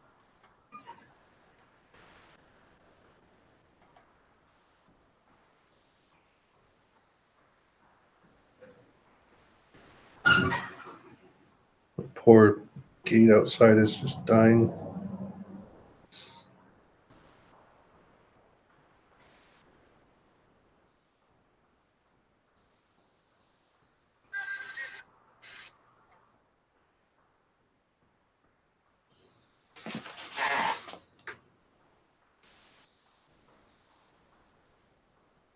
I thought I would miss my long hair because I got like 80% of my hair just chopped off. Uh-huh. I thought I'd miss it, but I want to get more chopped off. Long hair is such a hassle. It's true. It's very true. Ouch, I'm smoking on a bit hot.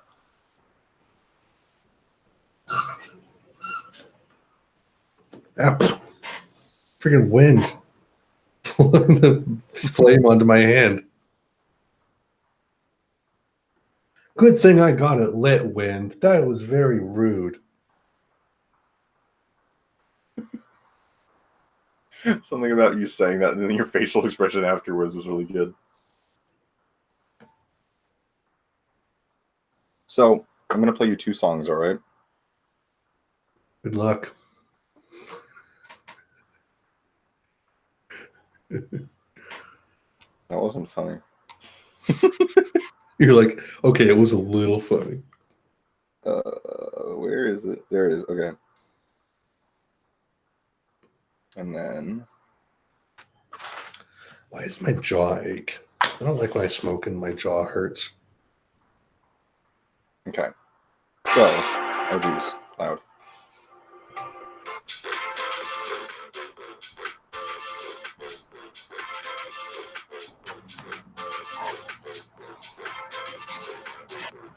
All right. Trying to get the.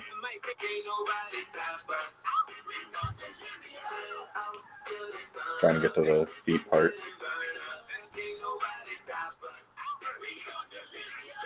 The worst Coldplay song I've ever heard.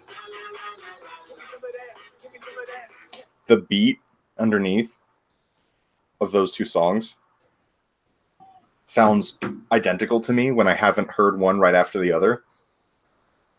And I mixed them up. That was two separate songs, and to me the beat sounds so similar. There's two Blink 182 songs that I always mix up, where I'll start singing the verse of one and then go into the chorus of the other. Exactly.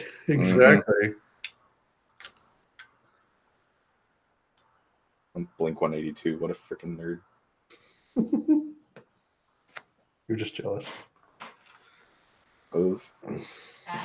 Jealous of what? Who is this stuff? Who is this stuff? I'm almost done editing that video, and it's going to be like 40 minutes long. Possibly. Wait, what video? The auto chess and long dark. Oh gosh, yeah. We're playing this, and I still have one night stand episodes to do too.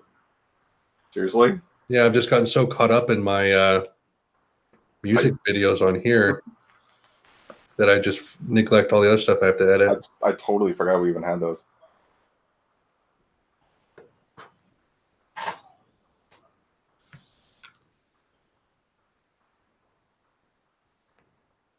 La la la la la la la la la la la.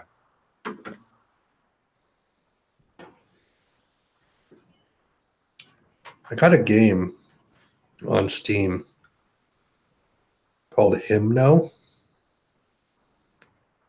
and it's a combative, non-violent platformer with infinite levels that are procedurally generated. It was made by a guy who just wanted a game that he could like play just for as long as he wanted to and just calm down and like chill out. Has a cool soundtrack. But it's free. What's it called? Hymno. Hymno. Interesting. It's worth installing and just trying out, see if you like it. But the soundtrack is pretty cool.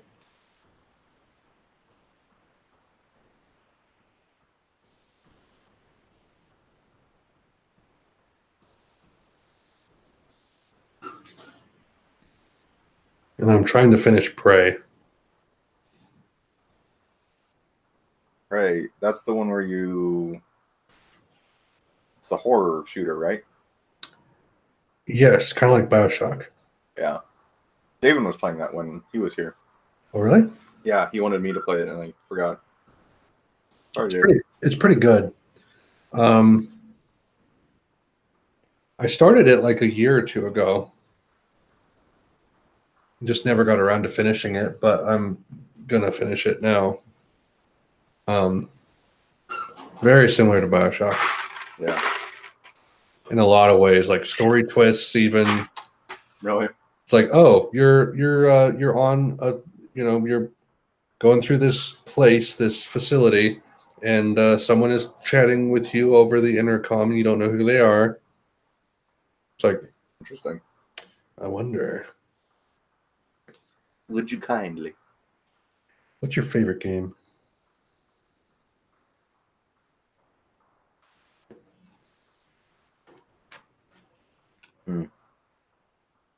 Dark Souls. Dark Souls is your favorite game? I think so. First Dark Souls. And the problem is when you say that, like, Dark Souls elitists think that you know all the ins and outs. And, like, I don't. I just enjoy playing the game. You like ringing the bells of awakening. Exactly. AKA dual-wielding crossbows and itching that booty. Itching that booty, ringing the bells, man. Ring ding ding ding ding. That guy is so fun to do impressions of. Oh, I see you've returned. You rung the bell of awakening. I'm just like, I just fought a giant rat and 2 gargoyles on top of a church, and you're creeping me out more than they did. Yeah. You know? What do you know that I don't? Hi in the Church of the Undead. It's like, I don't know how you said that sexually, but you did. Mm-hmm. There's a sexual overtone to everything you say. I don't even think it's intentional. But I usually kill him just out of spite for how creepy he is. Like, you have no right in this world to be as creepy as you are. The other one is far down in Blighttown. I fought a naked spider woman, and she frightened me less than you. And for how sexually you're talking, she turned me on more than you did. It's true. Not almost. You're doing. I mean, you're working some wonders right now. I gotta say that. You're making me pull out my crossbows. I don't even want to. You're making me sway my hander, if you know what I'm saying.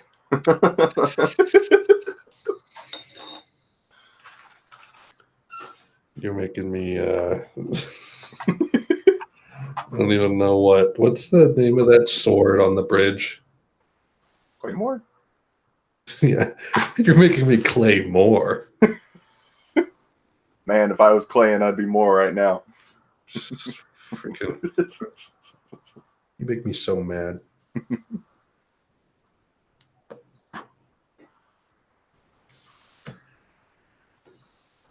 That man's been staring at us all night. Excuse me, sir. Who is that man? Why, Strider. Strider. He's one of them folky folks. He's one of them idiots. And then it like close up on the ember, and then there's like his face. I would love if it was a close up of the ember, and then it just pans up. So it's just like a long pipe, and it just keeps going for like 5 minutes. Like YouTube poop style, you know. Man, that's like Spaceball style. Yeah. What kind of tobacco or weed? Sorry, it's pipe weed. What kind of weed do you think Aragorn smokes? He probably goes for. I could see him with like a aromatic Cavendish. Really? Maybe. Hmm. Because he was like, he wants to like Gandalf doesn't give a crap. Like he'll go full like Nightcap, you know. But Aragorn, I see it the other way around. I see Aragorn being like, yeah, tough. Yeah, I smoke. Oh, there's so much Perique in my blend. Whereas Gandalf's like, berries. I mean, yeah, you're probably right, actually. But the thing is I see the character Aragorn is secretly gay, but the actor of Gandalf is gay. So which one is it? Which one's berries and which one's Cavendish? Why do you see Aragorn as secretly gay? Look at that man. No one tries to be that manly. I look at that man. Do you look at that man on Rule 34 subreddit? No, I bet there's some real bad stuff. Just VPN's on, right? Yeah, all right, here we go. Okay. Tell me what your elf eyes see.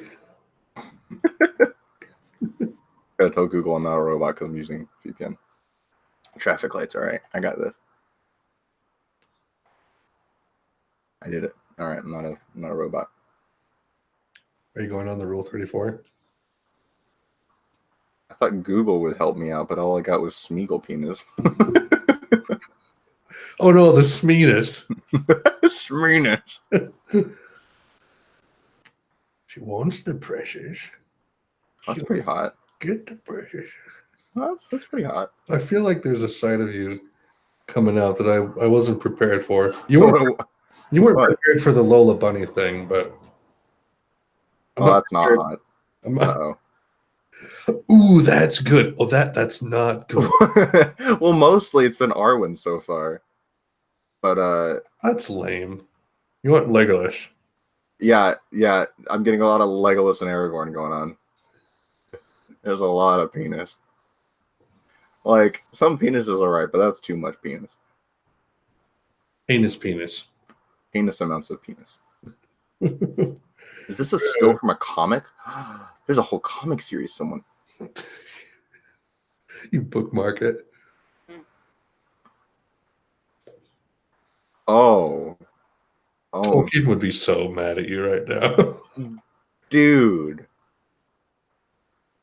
Are you going to link it to me? What is this?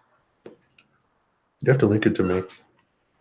I don't know what I'm looking at, dude. Your pipe still lit? Yeah. Are you going to link it to me or not? Oh, no. Oh, no. You're going to like being our precious.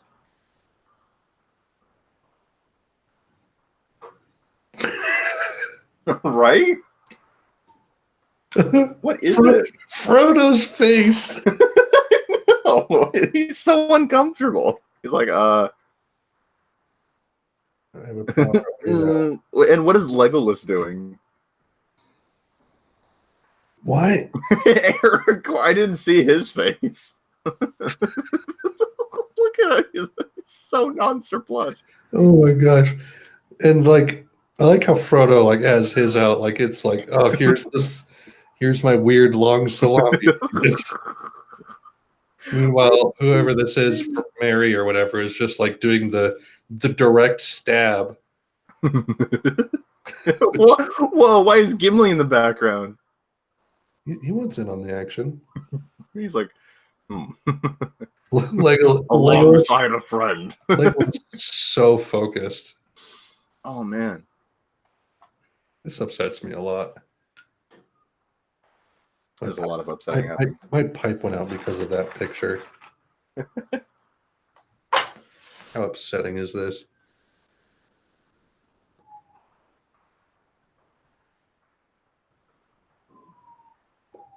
Trying to nurse mine back to health. It's going out. Have you ever been on r/not safe for work funny? I think like once. Here's a Confused Boners is a nice one too. Like when I know there's one where like there's a big woman who can like suck on her own boobs, but they face swapped it somehow to where like I need to look this up now. I'm really confused. Confused boners. Find this image and send it to you.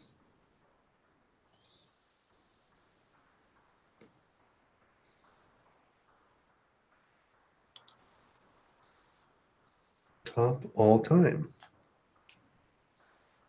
Oh, it's the number one on Confused Boners. There we go. Have at it, my son.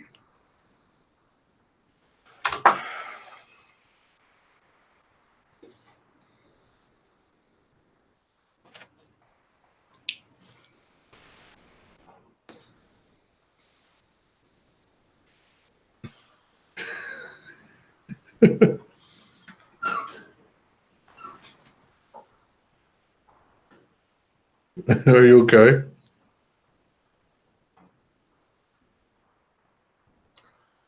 So, Yeah. did you ever watch the Doctor Who episode with Christopher Eccleston I've seen all of those. where the monster sucks people into him and has the faces on the stomach and all that? I don't remember that, but I must have seen it because I watched up through a little bit of Tenet. I'm getting flashbacks. Yeah. Yeah, I'm really uncomfortable. Why did it open twice?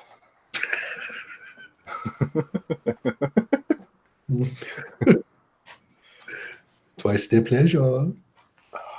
It opened twice for some reason. Here, have that.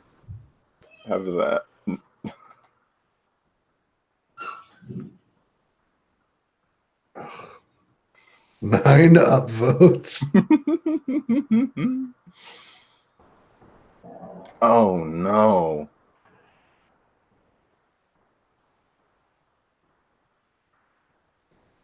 Oh no. Oh yes. Oh no. There's so much wrong with everything. That's right. It's a cursed image.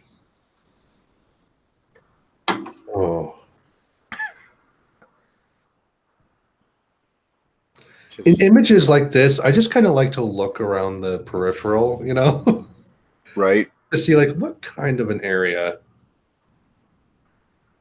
exists that people like this live in. Yeah. Yeah. Man, that's a snack and a half. Oh man. I gotta make this my profile picture on every social media. Hold on. This is my new profile picture.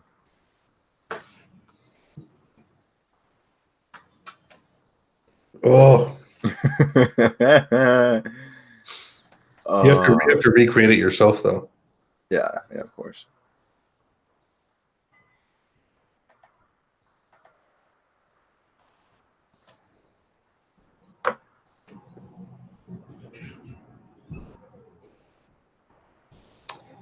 Well, we're approaching 2 hours. Seriously? Yep. Dude, pipes are the best.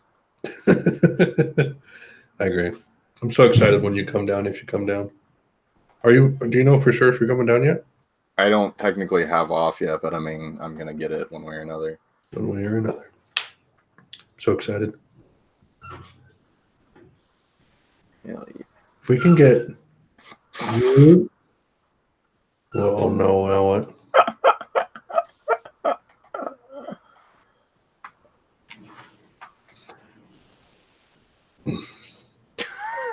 I've seen that. I want to send that to people I hate. It's really good.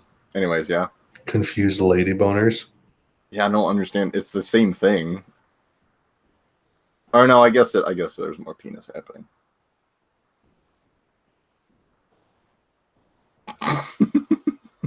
Wow. There's one that's just a test of an analog on a controller, and it's just going. It's good. You, me, your dad, Greg. I don't even know who else smokes.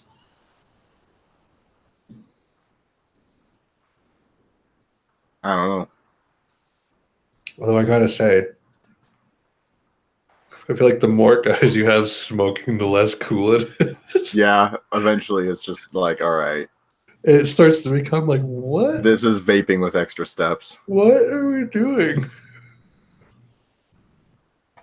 Okay. Unless you have something you can all like talk about, but True. I think. what you got? Hold on. What am I looking at? Oh. Call it quits. All right. I think I've officially I'm done here because after this I'm just. You're just gonna sign off forever. Yeah, I'm good after that.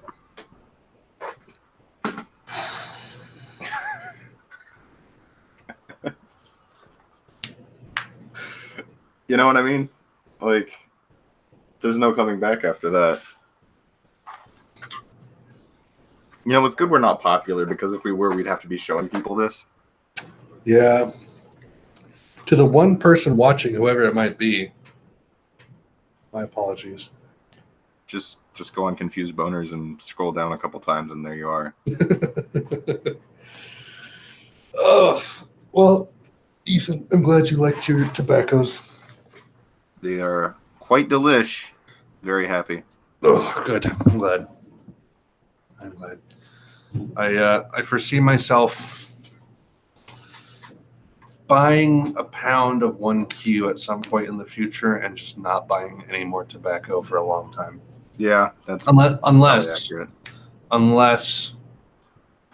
can do some Englishes, but I probably won't buy any Englishes until you come down and I can try yours. Yeah, that's probably not a bad way to go about it. If you still have any by the time. Oh, I'll save some. But if you could foresee yourself purchasing more tobacco yourself, what would you buy? Vanilla Black Cavendish, Haunted Bookshop, and 1Q. Pornographic magazines.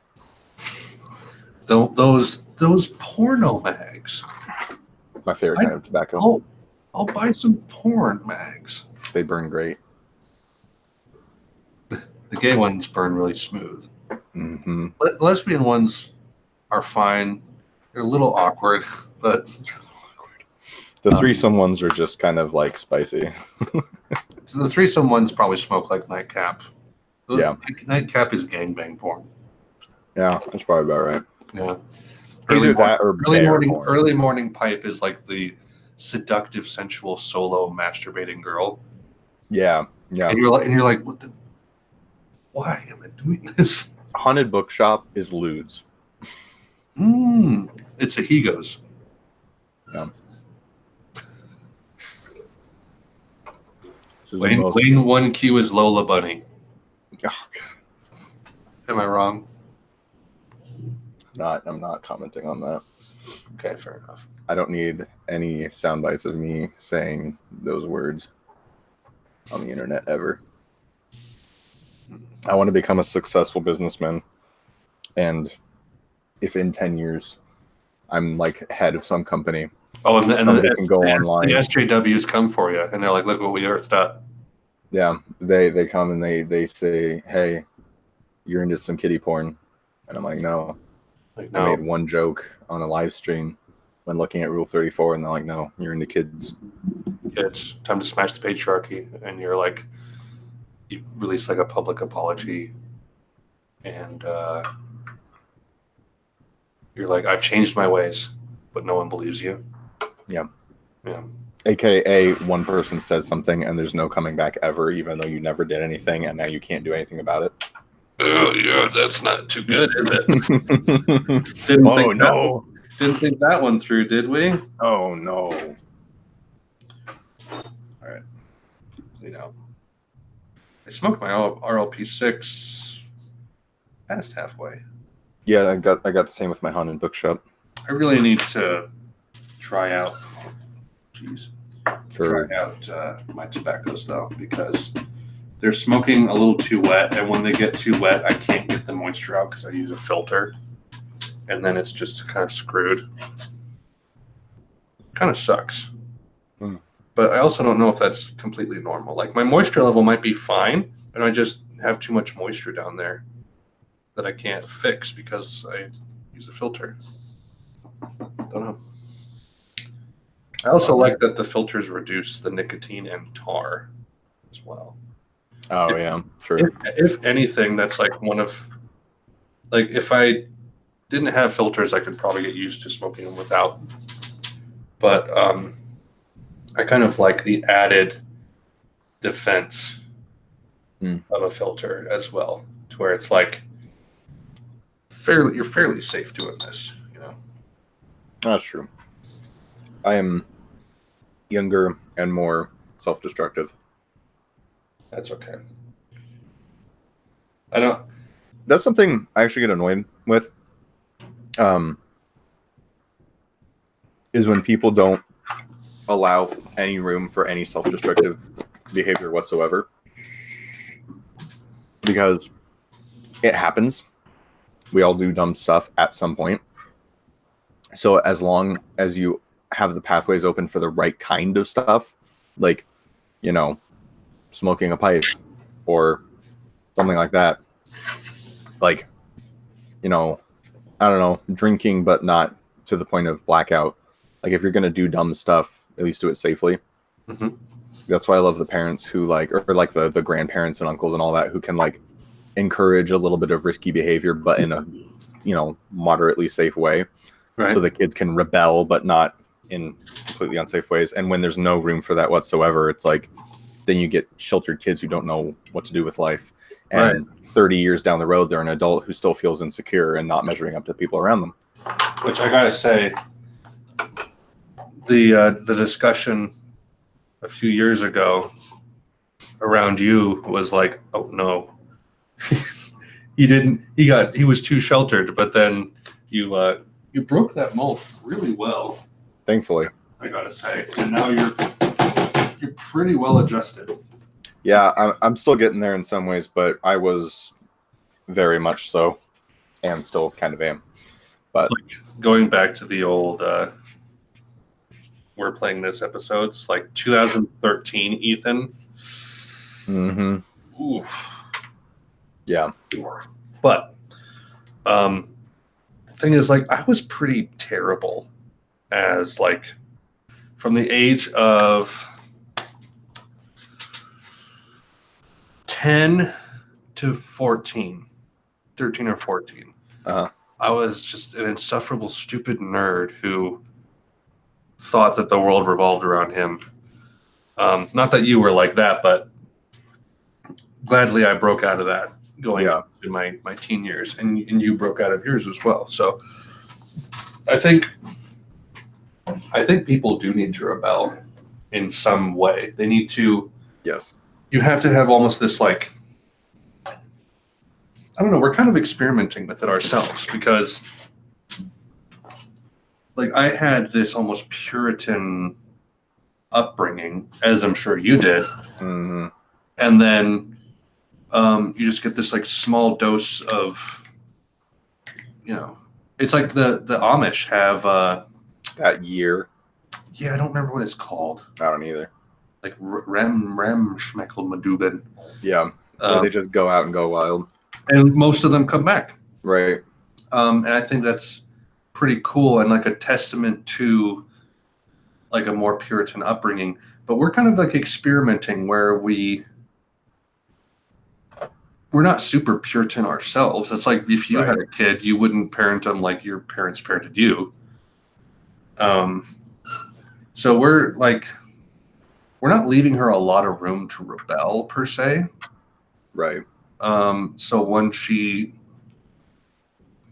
I don't know, it's going to be interesting because like we had this like clean slate and then we tried some dirty stuff and we were like, and we kind of like shrunk back a little bit, like which seems to be the case with the Amish. Yeah. Whereas the way we're parenting, it's going to be a little more mixed. So it's like she's getting it in small, tiny things. But I don't want them to be like normalized too. They're not like regular occurrences. Yeah. You know what I mean? Like freaking, they were playing Mortal Kombat 11 at the party. Javen brought his Xbox over. Yeah. He was just sitting like this. Oh no, what happened to his head? Meanwhile, like freaking, there's a fatality where it's so stupid. Liu Kane gets his like head like hammered through his backside and his head comes out of his butt. That one. And it's like his hair looks perfect. It's like, yeah, there's no way. And Felicity says that. And I'm like, you know, I mean, it's like we're kind of normalizing that a little bit. Yeah. We're also making sure she knows what it is and how it's different from real life, you know? Right. And I think kids are smarter than we give them credit for. Yes. To make those kind of decisions. So it's like we still curse around her a little bit. She hasn't picked up on it. Once she does, we'll probably stop. But right. We're going.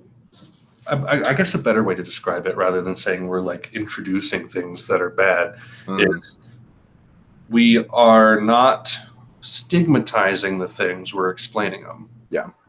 Well, it's like I think a pretty simple way to put it is, I personally am not against casual cussing. You know, in the workplace, if you're being professional, I think obviously there's a time to not. But in casual conversation, I don't really think that there's anything wrong with it. Like, you know, we do it. Like, it's not a crazy bad thing or anything. But if I'm bringing up a kid, I'm probably going to not at all around them, because then They don't know how the context works like we do. right. And then as they grow up, they'll learn it anyways. I mean, it's going to happen. So they're going to learn it. And so that the thing is, you have to, if you're going to have to let them rebel, if you act a little bit stricter than the end result, then the rebelling goes to that point. Yes. You know, and it's not a perfect thing. I mean, people are people and things will go differently than you think they will. But still, you know, if you keep a stricter rule on cussing and then they start cussing, and that's a rebel. Whereas if, you know, so then they're letting that out, they're letting that angst out in that. Whereas if you don't allow that to be a rebel and you just cuss all the time anyways and it doesn't matter, then they have to find other outlets. Yes, that's So exactly. there's, yeah. So Which is my concern, kind of with how I'm parenting, is like, I don't fully want the way I was parented, but I don't want like what you're explaining, where right. everything that I used to rebel that was pretty safe, be it cursing, a little bit of drinking, I smoked a couple cigarettes, no sex, thankfully. I'm really thankful that it didn't manifest itself in sex, because I think that can really screw with you. But well, that's the thing is I think my parents were too strict about sexual stuff at all, and still are by far. But what that did allow me to do was rebel in sexual ways without actually having sex. And then I bounced back from that, and then now I'm back to where I am, which is, you know, a healthy middle ground. So the thing is if they were completely open about it and didn't matter whatsoever, then that hard rebel would have gone further. Right. And to places I didn't want it to go. That's also an interesting conversation, is, do we, like I said, I think it's good for there to be a little rebellion to kind of almost. Well, there's going to be, is the thing. Almost like you're cauterizing a wound, or like cutting off something. It's like, it's the separation from the parents as you become an adult, in a way. Well, and the thing is, whether or not you think it's good, it's going to happen. People think it's a controllable thing where, well, I just don't think that's healthy. It's like, okay, great. It's going to happen, though. So prepare. Definition of healthy is important there, too. Like, is it healthy to cauterize a wound? No. You got to do it, though. Right. Because it's like, it's big picture healthy. Small picture, you're freaking putting gunpowder in your open flesh and lighting it. Say something. So it seems to be a good outlet, but is it necessary? Like, is it possible to be well adjusted without ever having to rebel in that way? You know what I mean? Sure, but is that an irrelevant question? Because again, rebelling is going to happen. Kids since the beginning of time have rebelled. It happens. So whether or not it's rebelling happens. Like, you know, now you can make it. We were making the argument that it's inevitable. Some form of it, yeah, is inevitable. It's just what kids do. But you can create outlets for it that are ways like cussing, you know, where it's like, in the end, you're not going to have long-term emotional trauma from learning to cuss at an early age, you know, and rebelling from your parents and that, you know, nothing wrong is long-term is going to happen from that. But, you know, then stuff like sex, then yeah, that can cause like emotional trauma down the road. Yeah. So, sorry. No, go for it. And I think sex particularly, it's so intimate, and it's like one of the, aside from maybe so smoking, primal. Yeah, aside from smoking, which does impact your body, but it is primal, and it's your body. Mm-hmm. You're doing something with your body. And it's addictive too, is the problem. There's a specific like physiology to it, and when you have premarital sex at 16 with another 16-year-old, kind of like botching. Not to say you can't grow out of it, because I think if you, study enough or think enough and be like, okay, that wasn't the primary experience. Right. That was a fluke, a side thing. But I don't think that happens that often. I think a 16-year-old having sex thinks that like that's what it is, and then that's how it starts to grow, and it grows like in a bad direction. Yeah. And then that's when you get emotional dependencies on bad behavior and people who hurt you and use you, and you get accustomed to a bad emotional way of living. Yeah, and there's like, obviously as Christians, we think there's a very spiritual side to it. Right. And but even just physiologically. Well, that's the thing is like, I would argue that it's a spiritual thing, but even if you don't believe that at all, you can't deny that there's things that happen. Like it bonds you with someone else. Yeah. Like this one night stand culture it's difficult for people. Like they get like calloused emotionally and romantically because you have the most intimate connection you can with a person you don't know and you'll never see them again. Yeah. It's like you're bringing this like great thing that connects you with another human being down to the level of like casual conversation. Yeah. It's something you do on a Friday night. It takes away from when it happens in a good way, and which is why I think it's so dangerous of a way to go. Well, and I'm all about equilibrium and homeostasis, right? So just got way more pretentious all of a sudden. But I'm serious though. Think about it. What about equilibrium? But think about it. So for when you have like a homeostasis that your body is at, you introduce something to it, it changes it. Now, if that's a one-off thing, then that's great. But if you keep doing that, then all of a sudden that's the new level. Yes. So if you are, if your homeostasis is, this strict upbringing, then you do cussing, and all of a sudden, that's giving you those hits. So then eventually you're. See how? Can't really what a monster that is. It's like it's kind of auto adjusting. It's like gotten all like brown. Yeah. It's so gross. So then you get those hits. So then your new homeostasis is up here. So when you're already up here because your parents cuss all the time, then you have to find new things to hit that. Yeah. So it's the same with sex and all that. Is you're supposed to hit that level and introduce that to your homeostasis and have it as a shock when it's something that's good and productive emotionally and connecting you to somebody who you need to be connected to. Now, that's I like that thought process. Right? That's how I think about it. And so even if it's still premarital, but it's at least with someone who you've been in a long-term relationship with, that's still at least better, because it's still, you're kind of already up there. The homeostasis is close to this person. So it's an extra step that I think you should wait until marriage for. But again, it's at least better than this random person who you meet in a night and then it's just completely shattering your complete equilibrium. Everything's off. Your emotions are off. And both for men and for women, hormone testosterone, it flies your brain off the chart. And so then especially if you keep doing that, you're completely addicting your brain to this weird. Hi. Yeah. My desk thing? Oh, the little table. Do you want the board with it to make it bigger? I'm using it as like a table. Okay. I'm using that to make it like an actual table. Hi, Amy. Alex says hi. Hello.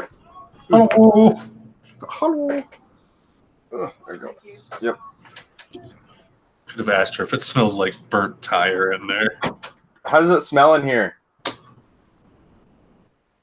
Didn't respond. How does it smell in here? Mom, how does it smell? Does my room smell like tires? What was I saying? Oh yeah. So it's completely destroying that. I know that for me, I this is going to come across really weird sounding, because of such a strict upbringing and not having close friends much at all. I have sometimes problems with disconnection from emotions. And my dad does have this too, so I know I've inherited it from his side. Where sometimes it's hard to like be in the moment emotionally, and you detach. And anybody has the capacity for that, but it's, I do tend towards that. I'm not saying I'm unique in that. That's just something I do. I'm guilty of that as well. Yeah. And I can do it to an extreme sometimes. And so for me, honestly, doing sexy time stuff that isn't actual sex, like I can actually detach that pretty well. And I told you I was in kind of a 3-way relationship for a little while. They don't know that. But that, like, honestly, like as soon as it was over, it was just like, all right, like it did not hit at all. I don't feel a need for it and all that. But I feel like I was lucky. And I feel like if I had an emotional connection to the person that I was doing that with, even that would be harder and mess me up a little bit. And I know I still feel sometimes a need for the intimacy that I had with my ex. And I do not at all want anything like a relationship I had with my ex, but I still sometimes want that just because it's addicting. And yeah, so like one night stand culture is terrible because you have this complete shock to your homeostasis emotionally and chemically in your brain, and it completely messes with you.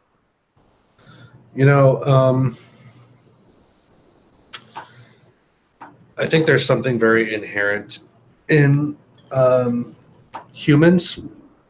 It's like when you want to buy something and you're like, oh my gosh, I can't wait to buy this, a new graphics card.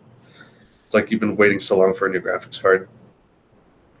You buy it, you get it, you use it for a while, that becomes normal. Mm-hmm. And then you're like, oh, here's another upgrade. Uh-huh. Here's another upgrade. And the more you do that, the more quickly it becomes normal. Yes. So I think with each time you do it, the homeostasis is going up and up and up. With sex, premarital, unanchored, mm-hmm. you have that tendency to want to ratchet it up and get, more and more and more. And there's like, and you're addicted to it. There's something unsatisfying about it in the sense that you want to keep ratcheting it up. Yeah. Whereas with, mainly because you're not doing it with the same person over and over and over. And actually building in a relationship on it. It's not a connection. You're connecting, you're disconnecting without ejecting the drive. That's a bad idea. And then hopefully finding someone else. And when you're married, you just build that connection. Yeah. And it stays, it's locked. There's not shocks happening. There's not jumps in equilibrium. I mean, you can like introduce new things into the bedroom if both of you want it, but there's never that desire or feel like, I've never felt like with porn, it kind of emulates that one night stand premarital thing. You're like, I want something new, something the hit. Chasing the high of it. But I'll say being married, sex and marriage, it's like it's just locked in a single place. And you don't feel, obviously if your marriage is bad, then that connection is going to be like not great, and then that's when affairs happen. But it's just locked in there, it's not moving, and it's just like it's like a home or a place of warmth you can return to over and over. And it's like, obviously that's how it's supposed to be, whether or not you think it's spiritual. The fact that like just chemically in your brain, scientifically, looking at the studies of what sex does to people, obviously in marriage is the way to go. Yeah. Whatever.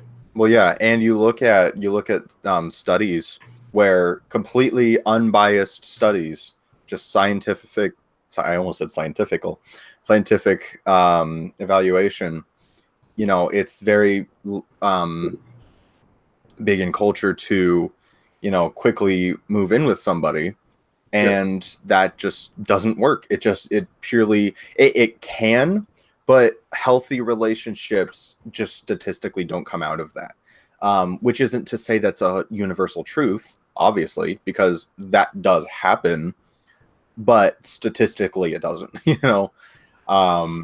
and it's just very much like even if I completely walked away from my faith and did not have the spiritual side of it, I know that I really would not want to move in with somebody within the first year or two of dating. I just wouldn't. Emotionally, I would want to wait until at least close to marriage. If I didn't have the spiritual reason for waiting until marriage, at least close to it, just because emotionally and scientifically it makes sense, and for building that relationship to be long lasting. A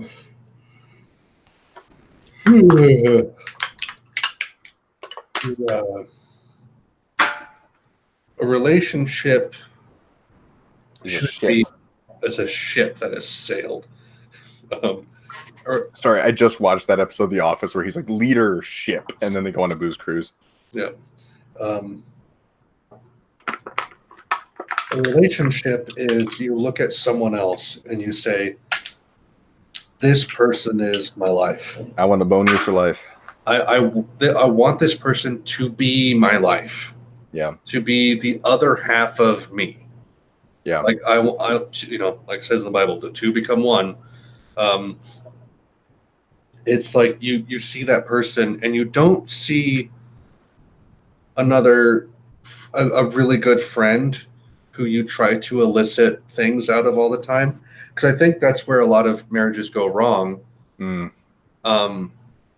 some ways, there's a lot of problems that happen in marriages, but one of them, and in relationship, often this happens in relationships that prevent marriage, is they see their significant other as like a cache, a stock room, where it's like, all right, I get along with them pretty well. Let's see how often I can get sex out of them. Yeah. It's or not a high to keep hitting or something. It's not quite that like detached and robotic, Right. if I make it sound, but like if you view them as someone like that versus as like a resource almost. I just want this person to exist with me going through life. Well, that's exactly what my ex did with me. Is for months, because of my sheltered upbringing, and that was very much a transitional period for me. The age of, I mean, really, if you think about it, it's only been in the last 2 or 3 years that I've, grown out of that, because even what my parents didn't, shelter me from, I was a homeschooled kid with no siblings and not a ton of friends. So even and I had the internet too. So even what my parents didn't shelter me from, I just didn't have experience. And so in the last couple of years, that's really changed. And so at the age when I was with my ex, I was here, so if she had other boyfriends, they were already here, ramp it up to here, get bored. I was like down here. So it took a lot longer it was a slower boil, but then eventually she got bored. And then that's when, cheating started happening and all that, because then there wasn't more to keep getting out of me. She wanted to keep going further and further and further. And then when I stopped, then boom, changed. And all of a sudden it's, cheating and she's bored with me. Right. And it was just, I mean, it's textbook. You can watch it happen. It's so clear. Yep. It's very interesting. I'm very glad that you see this stuff clearly. Mm. There's a lot of people your age who have no idea what the hell they're doing. Mm. Well, can I say this? One massive thing that's lacking from culture these days, in general, period, one of the biggest things, introspection. Yeah. People don't examine themselves at all. And they don't examine how things work. Yeah, they wallow in self-pity and then go back out in the world. Yeah, it's this protagonist syndrome where it's like the world revolves around you and everyone else is a side character. Mm-hmm. Once I started thinking about things that way, where I'm like, Ethan is his own person and he has his own world. I have my own world. Ethan isn't a side character. He's another human. Mhm. You know, he's his own main character. I'm my own main character. Everyone is a main character. Yeah.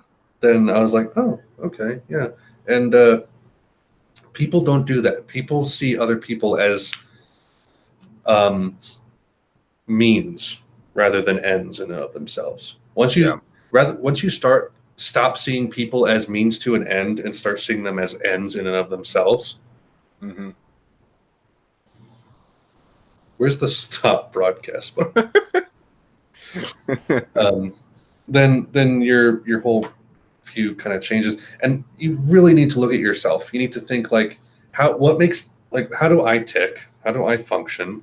Is it good or bad? Do I need to fix things? Yeah. That's what you need to look at. Is there anything you need to fix? Well, that's the thing, be the man. change you want to see in the world, Gandhi, whoever said Yeah. that. I look at my luck with relationships so far, and first of all, I pick crazy. I really do. But I look at a couple things that I've done, and you know, my ex, it was just a time, man. It was a crazy time. But I still look at the things I did, and I'm like, all right, there's things I can do better here. You know, there's a lot of things I can do better here. And then a couple times after that I've gotten very close with people. And then most recently with somebody else, you know, it's just, I look at it, I'm like, yeah, whether or not like the eventual blowout end, you know, result is on me or not, there's still things I can improve. And I think that's something that lacks sometimes is I don't see, um, I don't see that we encourage, thankfully it still happens, but I don't see that we encourage in our society ever thinking about what you might have done that you could be better at in a relationship, even if someone's completely, you know, like detached from you and whatever, yeah, completely their fault. There's still no room of encouragement that we give for saying, hey, look at what you do and see what you can improve on. Even if the only thing you can improve on at that moment is looking for a better mate, you know, like anything. But it's always just, oh, it's all on the other person. Always, you know, it's their fault. There's nothing wrong with you, you know? And it's like I had people tell me that's like, oh, it's, you know, they're crazy. They're the nutso ones. There's nothing wrong with you. And I'm like, that's not true. I can be very clingy emotionally and very obsessive. All the time there's plenty wrong with me. Yeah, like there's plenty of problems that I have. I become very obsessive and tunnel vision and like creepy and like I have problems. Like I'm not going to ignore that just because, you know, whatever may have happened in a bad situation wasn't my fault doesn't mean I can't improve. One of my favorite things that Doug TeNapel would say on his streams, Doug the Nipple, is, oh, by the way, he's in California right now making an Earthworm Jim comic. Really? Yeah, that's what awesome. That's what he's doing right now. That's good. And they're making another Earthworm Jim I saw that. For the Amico or whatever that's called. Yeah. When he would have like atheists and pagans on his show all the time just for fun to talk with them. And he would always say, whenever it got brought up about like righteousness or whatever, he's always like, I'm the worst person I know. And like, I think that's a really good like attitude to have, to just be like, I'm no better than anyone else that I know. Yeah. You know, I always have things I can fix. And as soon as you stop thinking you have things you can fix, you have a lot of stuff you need to fix. Yeah. Yeah. That's exactly it. Which isn't to say don't see the good in yourself and love that and love yourself and love you for what you are. Yeah. At all. But to look and see what you can. Kindle those fires. What? You got to kindle those fires. Yeah, exactly. And that's not at all to put that down. But to realize that, you know, we're always improving. It's all common sense. Like, this is the most common sense stuff. Like, we almost shouldn't be talking about it. It's like saying, the sky is blue, and if you go up there, you might fall down. I really want you to have a conversation with your daughter that consists solely of the sky is blue, and if you walk outside, you might fall. Go get him, Tiger. You can do it. Okay. Yeah. Raising a child is just saying that, but more and more complicated as they get older. It's sad, and it's like, you've seen like Jordan Peterson, right? Like some of the stuff he says. No. You don't know Jordan Peterson? No. He's like the clean your damn room guy, the Canadian professor. What? Jordan Peterson. How have you not seen Jordan I Peterson don't know what over you're the last talking about like right now. 3 years? Canadian professor who got in he got kind of famous and in hot water for opposing a bill in Canada that was going to pass that made it a crime to not use or misgender pronouns. Mm. So if you used he instead of she, they could like fine you or put you in jail for it. And he was like, well, obviously that's bad. And then, people started saying like, oh, he's transphobic. But he's like, no, I just like, that's like a violation of speech. Yeah, that's free speech right there. That's a problem. Which unfortunately Canada doesn't even have free speech. They don't have a That's true. constitution. But True. he got famous for that. And his like psychology courses got famous. And he came out with a book called, was it 12 Rules to Life? And it was like a New York, actually, it wasn't a New York Times bestseller. It would have been, but for some reason it wasn't on there because I don't think they wanted it on there. Right. But just like a basic book about like how to improve yourself. Like first improve yourself, clean your room, and then like stretch it out to the people around you, fix your relationships with them. And he became like this father figure for a lot of people. Like he said he would have people come up to him after his talks, like young men who like needed to hear these things, like encouraging their masculinity and stuff like that. And just the lack of father figures in homes and whatnot. So that's kind of why he's gotten big. But Interesting. that sounds good. Yeah, it's just like these basic things of you guys need to take care of yourself and be better people. Yeah, dude, it's freaking common sense, man. When I look around my room and I see a mess, I realize that that's how I've been feeling. Like if I see that, like I always have a little bit of clutter just because I always have a little bit of stuff going on.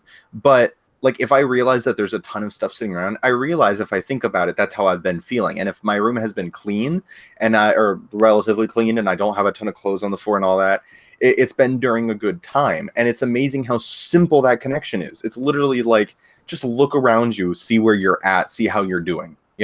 Like that's amazingly simple and yet not done. It's crazy. I agree.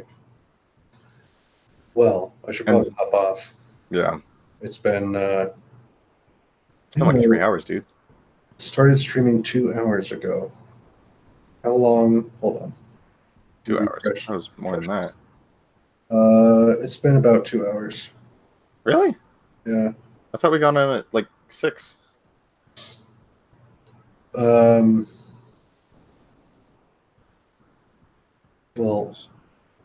Oh no, I guess it was almost 7. I'm so confused because it's 7 for me right now. Oh, true. Yeah. Yeah. Almost 5 for you. Anyway, that was good. Yeah. I like how we had the talking after the pipes. After the pipes, because we were just sitting here just trying to keep them lit. I know. I had a terrible time for some reason. Yeah, same. I could not keep it lit. I had to keep nursing it. And then it was running hot. I should dry my tobacco. That's what I should do. Yeah. All right. Well, you know what I mean. I'm gonna go look at Lola Bunny stuff.